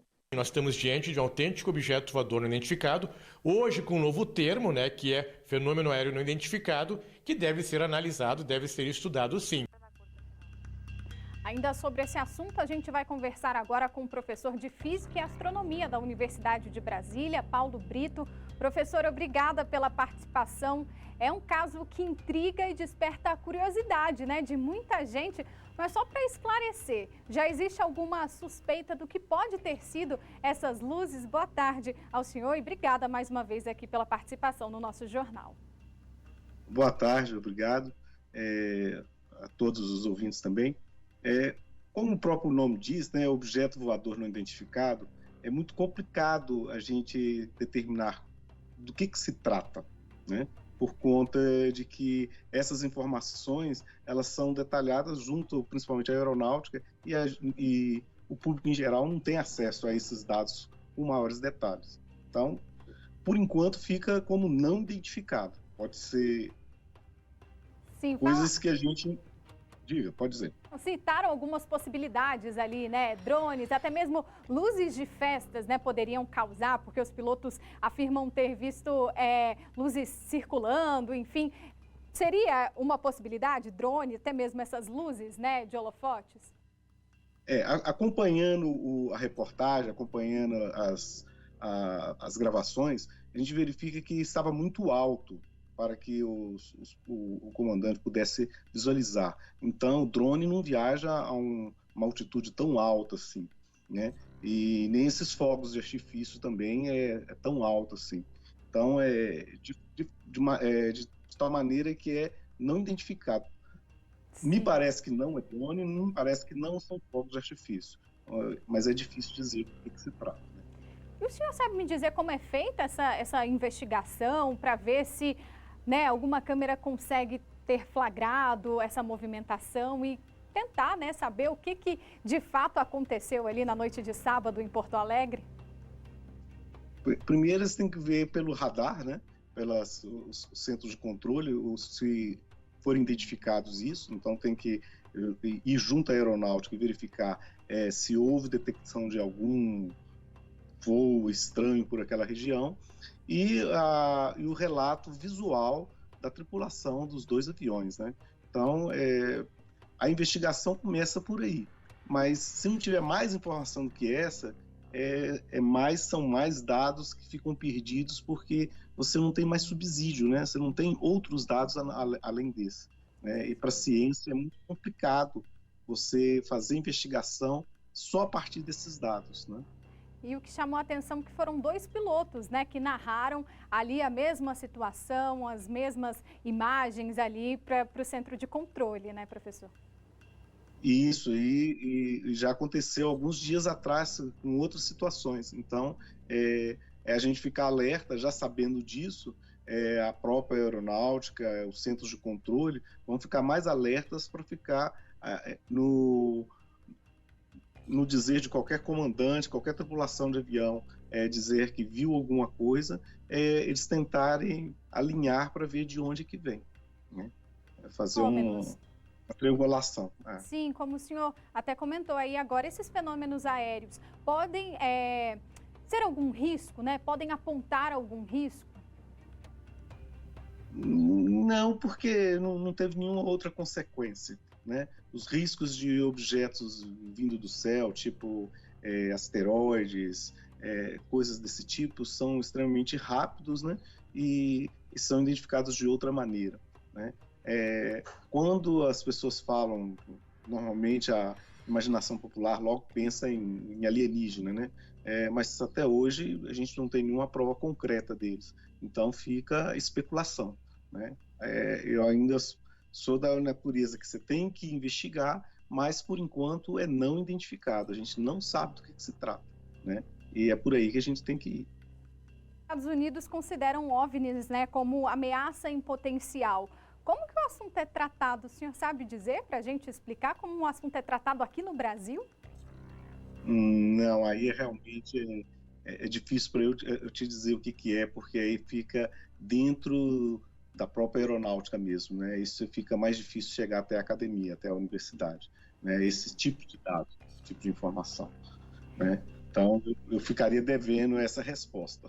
Imagina, professor, só curiosidade. Mas então é toda uma pesquisa, né, que envolve para tentar descobrir o que de fato, né, eram esses objetos, esse objeto que esses dois pilotos viram na noite de sábado, né, lá em Porto Alegre. E como foram dois, e não foram só os pilotos, parte da tripulação também viu, então não se trata de ilusão, se trata de um fato real e que de fato merece investigação. Quando a gente fala potencial risco, é porque também a imaginação de se porventura viesse alguma coisa de externa, né? Mas, por enquanto, ainda é especulativo, né? Então, de qualquer maneira, a curiosidade que nos move, né? É importante essa investigação para a gente saber do que se trata, né?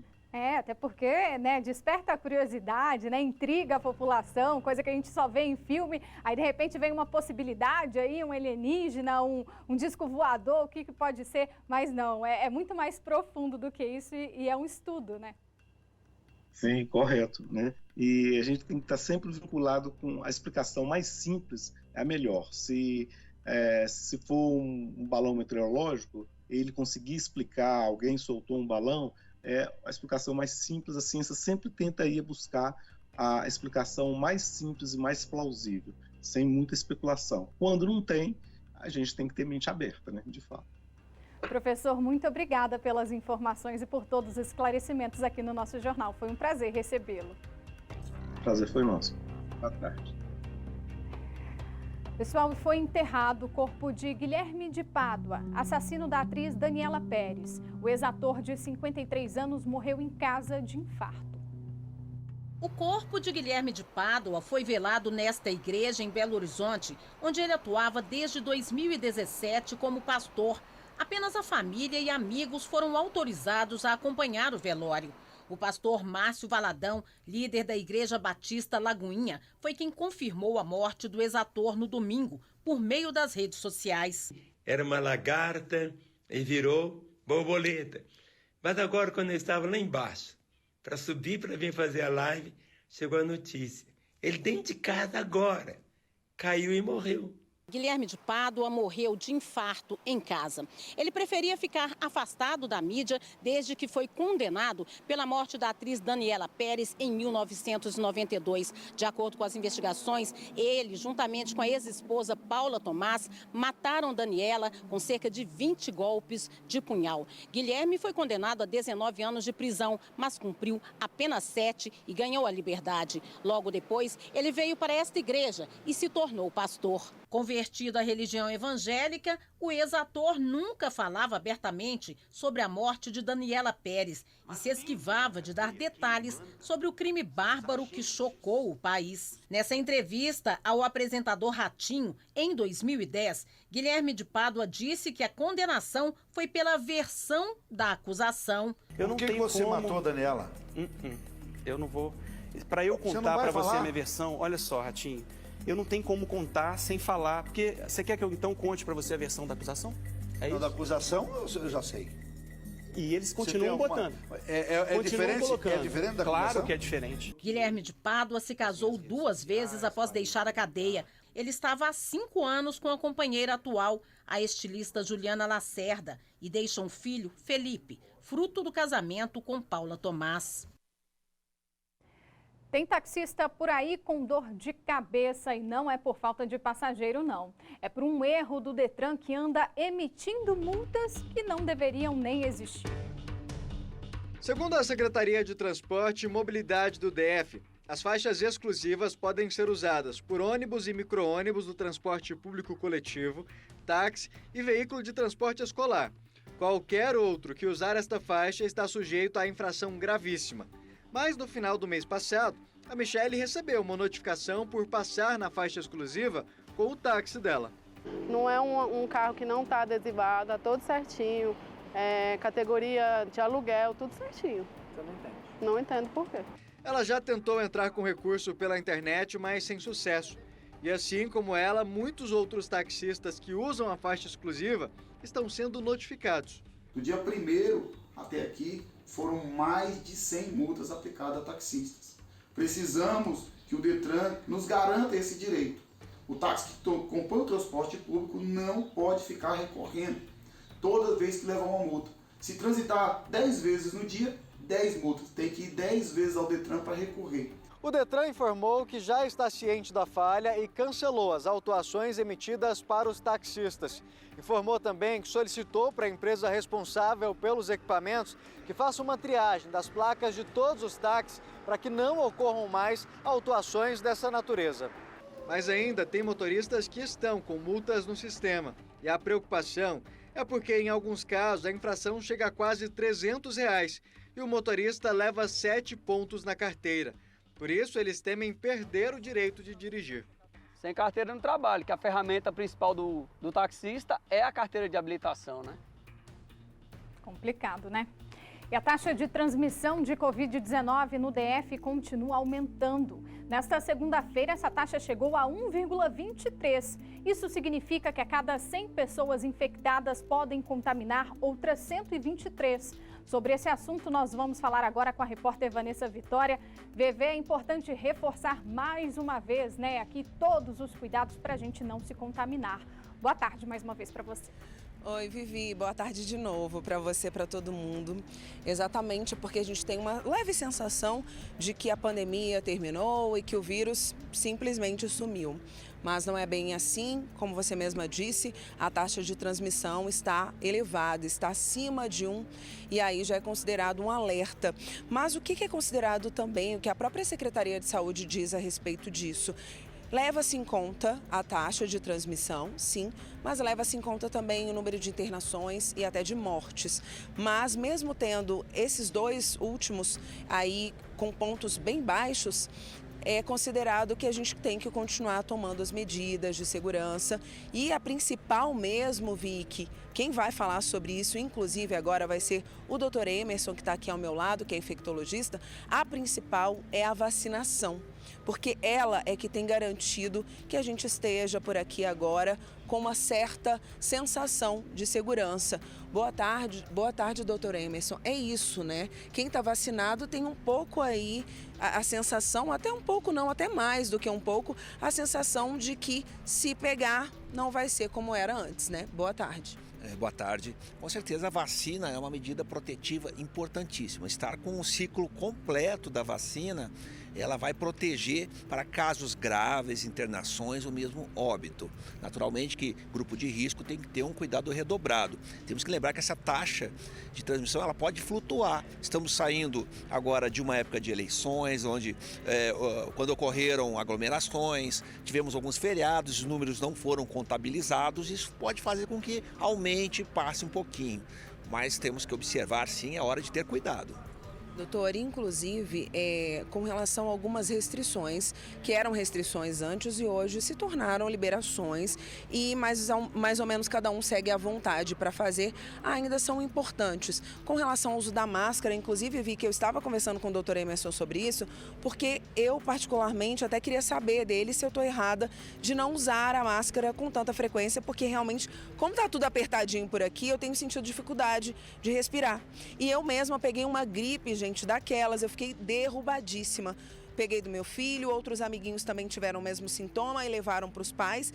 E até a minha médica perguntou: Vanessa, você parou de usar a máscara? Eu falei: doutora, quando eu tenho que gravar em hospital, na porta de hospital, eu coloco máscara. Quando eu tenho que estar com muitas pessoas, eu coloco máscara. Mas no ambiente aberto, ao ar livre, eu não tenho utilizado justamente porque dá uma dificuldadezinha de respirar. E aí eu queria saber se eu levo uma bronca ou não, doutor.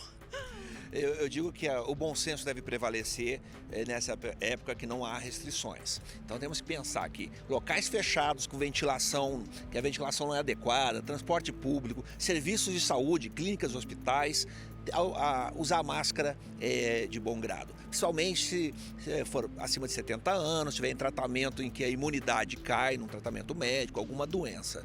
Em outras situações, se eu tiver com algum sintoma gripal, dor de garganta, nariz correndo, tosse, eu vou usar a máscara também para proteger as outras pessoas. São as situações principais para utilizar a máscara.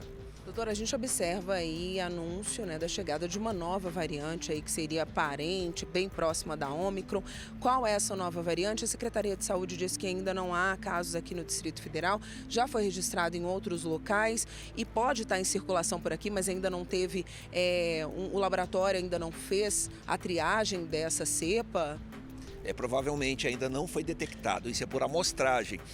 Já foi detectado no Amazonas, no Rio de Janeiro, e foi a BQ1. Ela é responsável pelo aumento de número de casos na Europa, nos Estados Unidos.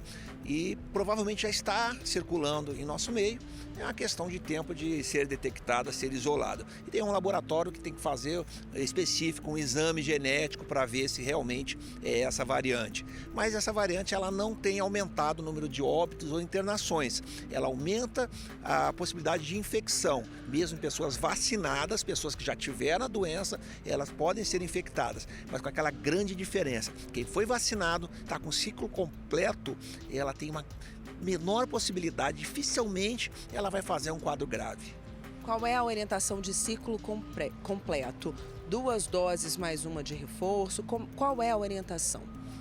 Atualmente 2 doses, a dose de reforço. Profissionais de saúde já fizeram a 4ª dose e também um grupo de risco, pessoas que tenham comorbidades ou tenham sido selecionadas para fazer aquela dose de reforço. Mas temos que levar em consideração que existe uma vacina bivalente que já está sendo utilizada, que pega justamente a cepa original e uma cepa que vem da Ômicron, que é muito parecida com essa BQ1. Essa vacina já tem que ser importada, analisada pela Anvisa para ver se tem que ser feita essa vacinação da população com essa bivalente. De tempos em tempos aí, né, doutor? Tem uma previsão de 6 em 6 meses? De quanto em quanto tempo que seria necessário que esse reforço, que essa vacina fosse repetida? Atualmente sabemos que em cerca de 5 meses após a última dose ocorre um decréscimo dos anticorpos neutralizantes. Muitas vezes é necessário fazer o reforço, mas isso está sendo ainda estudado, é um estudo contínuo. Mas com certeza a vacina bivalente vai mudar bastante. Sabemos que a gripe, por exemplo, ela tem que ser atualizada todo ano. Provavelmente a gente vai caminhar para isso na vacina da Covid também. A gente estava até acompanhando o vacinômetro aqui, né? A nossa produção mandou para a gente, vi que no próprio site da Secretaria de Saúde está disponível para quem quiser acessar, é só entrar lá. Tem uma boa taxa de vacinação, 1ª e 2ª dose, aí chegando a uns 90%, mas a orientação é que quem não tomou a dose de reforço precisa fazer o quanto antes. Exatamente, as vacinas são seguras e elas já foram analisadas, estudadas, e o Brasil tem um melhor sistema de vigilância de efeitos adversos. Então, os profissionais já sabem quais são os sintomas que podem ocorrer após a vacinação, já estão alertas quanto a isso. Se tiver que tomar alguma atitude em relação a uma vacina, esteja fazendo mal para a população, já vai ter sido tomado isso. Então, a dose de reforço ou iniciar, tem gente que nem iniciou ainda o esquema vacinal. É necessário começar o esquema, completar e fazer todo o esquema completo para ter uma proteção maior. Doutor, vamos falar de teste agora, porque a gente sabe que tem muita gente que não está mais fazendo o teste. Está gripando, está tendo sintomas gripais, mas está considerando o quê? Mudanças do tempo. O clima mudou, eu peguei um resfriado. É sinusite, é uma rinite, osites, ou alguma questão realmente direcionada para o clima. Então, muita gente tem deixado de fazer o exame para saber se aquele sintoma ali era Covid ou não. Segue a orientação? Sentiu a garganta irritada? Sentiu sintomas de Covid? Faz o teste ou deixa mesmo passar sozinho, toma um remedinho para a gripe? O ideal é que se faça o teste sempre que tiver algum sintoma de gripe. Dor de garganta, nariz escorrendo, tosse, cansaço, febre. Perder o olfato e o paladar também faz parte mesmo dessa variante nova, BQ1. Então, se tiver algum desses sintomas, procurar sim fazer o teste. Pode ser inicialmente aquele teste de farmácia, não serve para fazer o diagnóstico, mas serve para fazer uma triagem e aí sim procurar um posto de saúde. O ideal, está com sintomas, coloque a máscara e vai fazer o teste. Aproveitando aí minha situação gestante, as mamães, as grávidas, precisam ficar inseguras com relação à dose de reforço? Às vezes tomou ali a primeira, a segunda, engravidou e tem medo. Tem algum risco para as mamães? É melhor se vacinar ou tem o neném primeiro e depois toma a vacina? É melhor estar vacinado. Existe uma tendência ao sistema imunológico ficar muito alterado durante a gravidez. Não deixa de ser um corpo estranho que está sendo carregado. Então existem mudanças importantes. Então é importante para a grávida estar vacinada com todas aquelas vacinas que fazem parte do calendário, tá? Incluindo aí a vacina da gripe, que complica bastante em grávidas, e a vacina da Covid também. Muito obrigada aí pela consulta, doutor, né? Muito obrigada pela participação. Vi que então é isso, seguem as orientações. A principal delas, vacinar, gente, manter aí o calendário de vacinação, seu cartãozinho atualizado, 2 doses, mais uma de reforço. Essa é a principal. Sentiu sintomas gripais, coloca a máscara para proteger as outras pessoas, vai lá, faz o teste para saber se você está com Covid-19 ou não. Aglomerou, máscara. Está num lugar ao ar livre, não precisa usar, tá de boa, tá tranquilo. E vamos ficar de olho aí se tem essa nova variante circulando por aqui e quais são as consequências, mas sempre torcendo para que todo mundo vacinado não tenha consequências graves, que é isso que a gente está acompanhando. Eu volto com você aí no estúdio. Você tá sempre de máscara, Vicky. Mamãe precavida. Eu sou.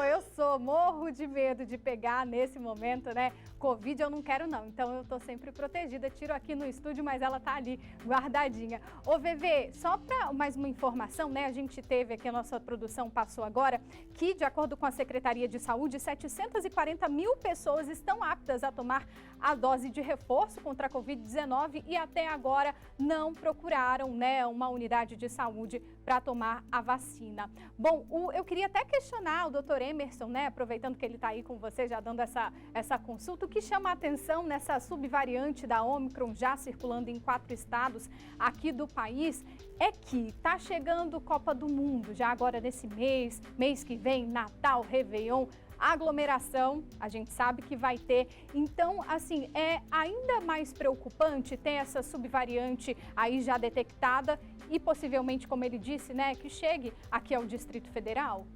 Então, Vicky, justamente isso que o doutor Emerson falou, o que acontece com essa subvariante aí? Ele acredita até que ela já esteja em circulação, mas não foi ainda sequenciada, porque o LACEN tem que fazer todo aquele procedimento de sequenciamento e a gente sabe que tem pouca gente fazendo o teste, muita gente lidando aí com a gripe sem procurar descobrir o que é, se é gripe mesmo ou Covid. Então, como ele falou, a eleição veio aí, já trouxe pra gente uma taxa de transmissão maior, porque as pessoas ficaram mais próximas e aglomeradas. Essa parente aí próxima, bem próxima, a filha da Ômicron, né, doutor, que já foi identificada em alguns pontos do país, ela tem trazido, tem demonstrado que é uma variante que acompanha mais ou menos a linha da mãe dela, que é a Ômicron, com sintomas mais tranquilos para quem está com o ciclo completo de vacinação, mas seguindo sempre a orientação de grupo de risco, de pessoas que já têm aí a imunidade baixa, que são idosos ou que também lidam com algum tipo de tratamento, alguma doença, ou até mesmo nós, grávidas, que estamos aí com a nossa imunidade dividindo vitaminas com uma outra vida.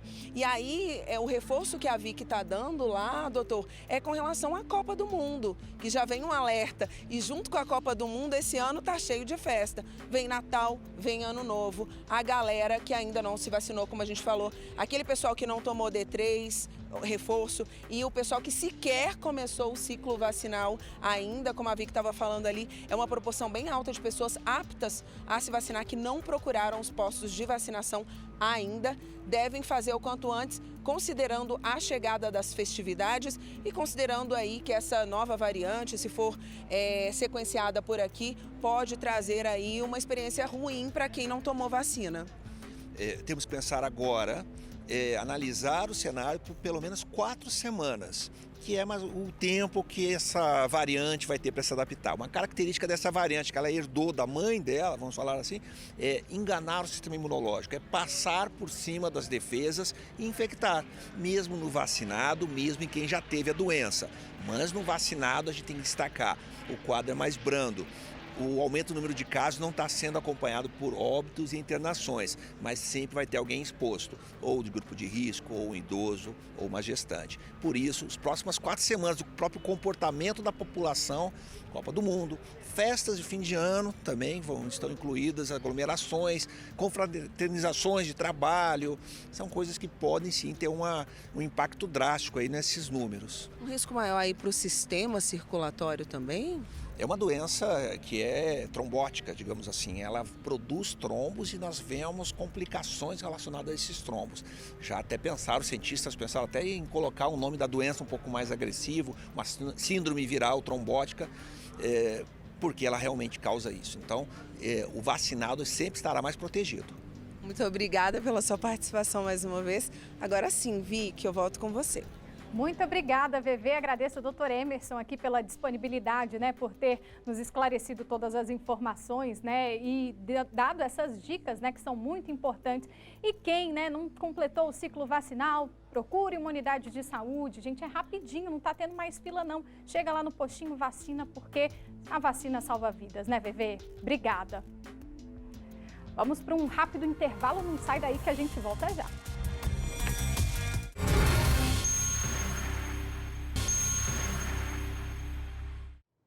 Estamos de volta. Uma briga de trânsito terminou com um motorista de ônibus espancado na manhã de hoje lá na W3 Sul. Quem tem mais detalhes desse caso é a repórter Suzana Vieira. Suzana, boa tarde mais uma vez. Parece que um desses motoristas teria fechado o outro, é isso? Bom, vamos mudar. A gente não está com essa entrada preparada, mas vamos para o próximo. Vamos lá? Diretora, bora lá. A polícia já descobriu quem deixou um bebê recém-nascido numa calçada na madrugada de ontem, lá em Planaltina. Foi a própria mãe que teria abandonado o filho. E quem vai trazer mais detalhes para a gente é a repórter Vanessa Vitória. Agora a VV está de volta. Parece que essa mulher chegou a ser presa, mas pagou fiança e foi liberada, né? Oi, Vicky, boa tarde para você, boa tarde para todo mundo. Foi isso sim, exatamente o que aconteceu. Ontem, inclusive, a gente esteve lá, né, mostramos a ação dos investigadores em busca de imagem de circuito, né, das câmeras de segurança ali da rua onde o bebê foi deixado. E rapidamente essa mulher foi localizada. Ela tem 30 anos, já é mãe de uma criança de 2 anos. Inclusive ontem vi que os bombeiros pensavam na possibilidade de ser uma adolescente, alguém que escondeu a gestação de familiares, mas não. É uma mulher adulta que já é mãe, teve um relacionamento relâmpago e desse relacionamento acabou ficando grávida. Vi que ela contou para a polícia que decidiu não tirar o filho, não abortar. E aí seguiu com a gestação. Quando começou a ter as primeiras contrações, procurou na internet como ela faria para fazer o próprio parto. Vi que foi sim essa mãe, essa mulher que gerou essa criança, que chamou a ajuda do Corpo de Bombeiros. Qual foi a ideia dela? Ela teve o bebê, passou algumas horas com o bebê. Vicky, pasme, ela chegou a amamentar a criança. Eu até me arrepio porque eu sinto que gera um vínculo de amamentação. Já amamentei, estou prestes a fazer de novo e é um elo, né? Uma ligação muito intensa, mãe e filho. Ela conseguiu fazer isso, mas decidiu abandonar o bebê, escolheu uma casa que tivesse luz acesa, de acordo com ela, ficou por ali à espreita, ligou para o Corpo de Bombeiros e, com sangue frio, conseguiu aguardar a chegada dos militares que levaram o bebê para o hospital de Planaltina. Qual é a boa notícia de toda essa história, Vicky? O bebezinho está bem e vai receber alta. Essa criança vai ser encaminhada aí aos cuidados do Conselho Tutelar. Por que a prisão dessa mãe, Vicky? Existe pena para abandono de incapaz. É de 1 a 3 anos de reclusão. Se ela tivesse procurado a vara da infância e da juventude, se ela tivesse procurado os meios legais para uma adoção, não teria acontecido nada disso com ela. Porém, ela optou por deixar a criança numa calçada, num passeio, lá em Planaltina, em um bairro de Planaltina, como a gente mostrou ontem. e relatos de vizinhos, né, que ficaram chocados com a situação, moradores da região que viram o resgate do bebê e até mesmo da pessoa que mora na casa que não viu o resgate, mas que ficou chocado ao saber que o bebê estava ali naquela calçada. E aí o que acontece, Vicky, com essa mulher? Segue agora a investigação, né? O crime aí de abandono de incapaz, vai responder, deixou o bebê, mas o próprio delegado, Vicky, lá da 31ª Delegacia de Polícia, que a gente vai ouvir já já, ele até comentou, existe uma situação aí que a mulher fica em depressão pós-parto e toda aquela situação que mexe com o corpo, com os hormônios, então assim, pode ter aí, não vou dizer que a pena vai ser atenuada, né? Quem vai cuidar da investigação é a polícia, mas a gente pode entender que algumas questões podem ser levadas em consideração na punição dessa mulher que gerou essa criança e deixou na calçada, porque ela estava logo depois do parto, então tem todo um estado, sem contar, né, o período de gestação, essa gravidez indesejada que ela foi levando adiante, mas isso as investigações é que vão chegar a conclusões bem melhores do que a minha. Mas, Vicky, eu vou pedir agora para a gente, inclusive, acompanhar o que disse o delegado que ouviu essa mulher. Vamos conferir. Nós conseguimos, durante a apuração dos fatos, localizar a imagem de segurança que captura a mãe, né, levando até a criança ao local e a deixando. E nessas imagens, então, consegue identificar essa mãe? Sim, é completamente perceptível que foi ela quem deixou a criança no local. E essa mãe, ela já foi localizada, ela foi levada para algum lugar? Sim, já conseguimos fazer a prisão dela em flagrante, já houve a autuação dela, ela pagou a fiança e agora passa a responder em liberdade. A criança segue bem, saudável, vai receber alta e vai ser encaminhada para uma família. E o nosso desejo é que essa criança encontre um lar de amor, um lar de carinho, né? E com relação a essa mulher que gerou a criança, não temos, né, nenhum tipo de julgamento a fazer, porque a gente sabe exatamente que em cada família, em cada lar, em cada cabeça, em cada pessoa, passa uma ideia diferente. Mas a nossa orientação para quem passa por uma situação dessa procure os meios legais, faça tudo corretamente. Você pode entregar o seu filho para adoção, isso não é crime. Entregar o filho para adoção não é crime. Procurar a vara específica, especializada no judiciário para fazer essa adoção, para fazer essa entrega, não é crime. O que é crime é simplesmente abandonar uma criança no meio da rua, uma criança ao relento, mesmo que essa pessoa que fez isso decida chamar a ambulância, chamar o socorro e ficar de longe, Vicky, assistindo tudo ali, digamos que de camarote. Eu volto com você. E lembrando que todo esse processo judicial é sigiloso, né, Vivi? Obrigada. Bom, se você acha que as redes sociais são só para os jovens, vai ter uma surpresa. Segundo uma consultoria de marketing, desde 2015, pessoas que têm entre 65 e 75 anos passaram a criar mais contas nas redes do que adolescentes. Olha só. É um caminho sem volta, não importa a idade. Tá certo que ainda há quem resista. Os velhos vão usar para quê? Para muita coisa, seu Adécio. Olha a Dona Maria. Mas é YouTube, meu negócio, para passar o tempo do velho, né? As redes sociais fazem cada vez mais parte do dia a dia dos mais velhos, segundo um estudo feito por uma consultoria de pesquisas. Nos últimos 7 anos, o número de pessoas com mais de 65 anos que passaram a usar o Facebook aumentou mais de 250%. Quando falamos do YouTube, o crescimento foi de quase 900%. O WhatsApp também ganhou muitos usuários neste período. O Instagram é a rede social que mais tem conquistado o público da terceira idade. Só para se ter uma ideia, enquanto um jovem abre conta na plataforma digital, outras 20 pessoas que têm entre 65 e 75 anos de idade passam a usar a rede. Eu uso só assim para ver a foto da neta, da bisneta. A pesquisa aponta que apenas 40% dos seguidores dessa faixa etária criam conteúdo para postar. Eles costumam utilizar o Instagram de outra forma. Tem uma característica aí um pouco mais de compartilhamento de foto, compartilhamento de vídeo. Então é legal ver essas outras faixas etárias aí todas também querendo um like, né? E entrando nessa conversa. Eles estão do lado de cá e do lado de lá também. Quem diria, Dona Nair, de 93 anos, atingiu a marca de 3 milhões de seguidores como influencer. Uma prova que numa geração conectada tem espaço para todo mundo. A idade está chegando, a gente tem que estar sempre trabalhando com a mente, não é? Isso aí, que fofura, né? E a UNB divulgou uma lista com mais de 900 aprovados na 5ª chamada do Enem. São vagas remanescentes do Exame Nacional e vagas não preenchidas pela Universidade de Brasília.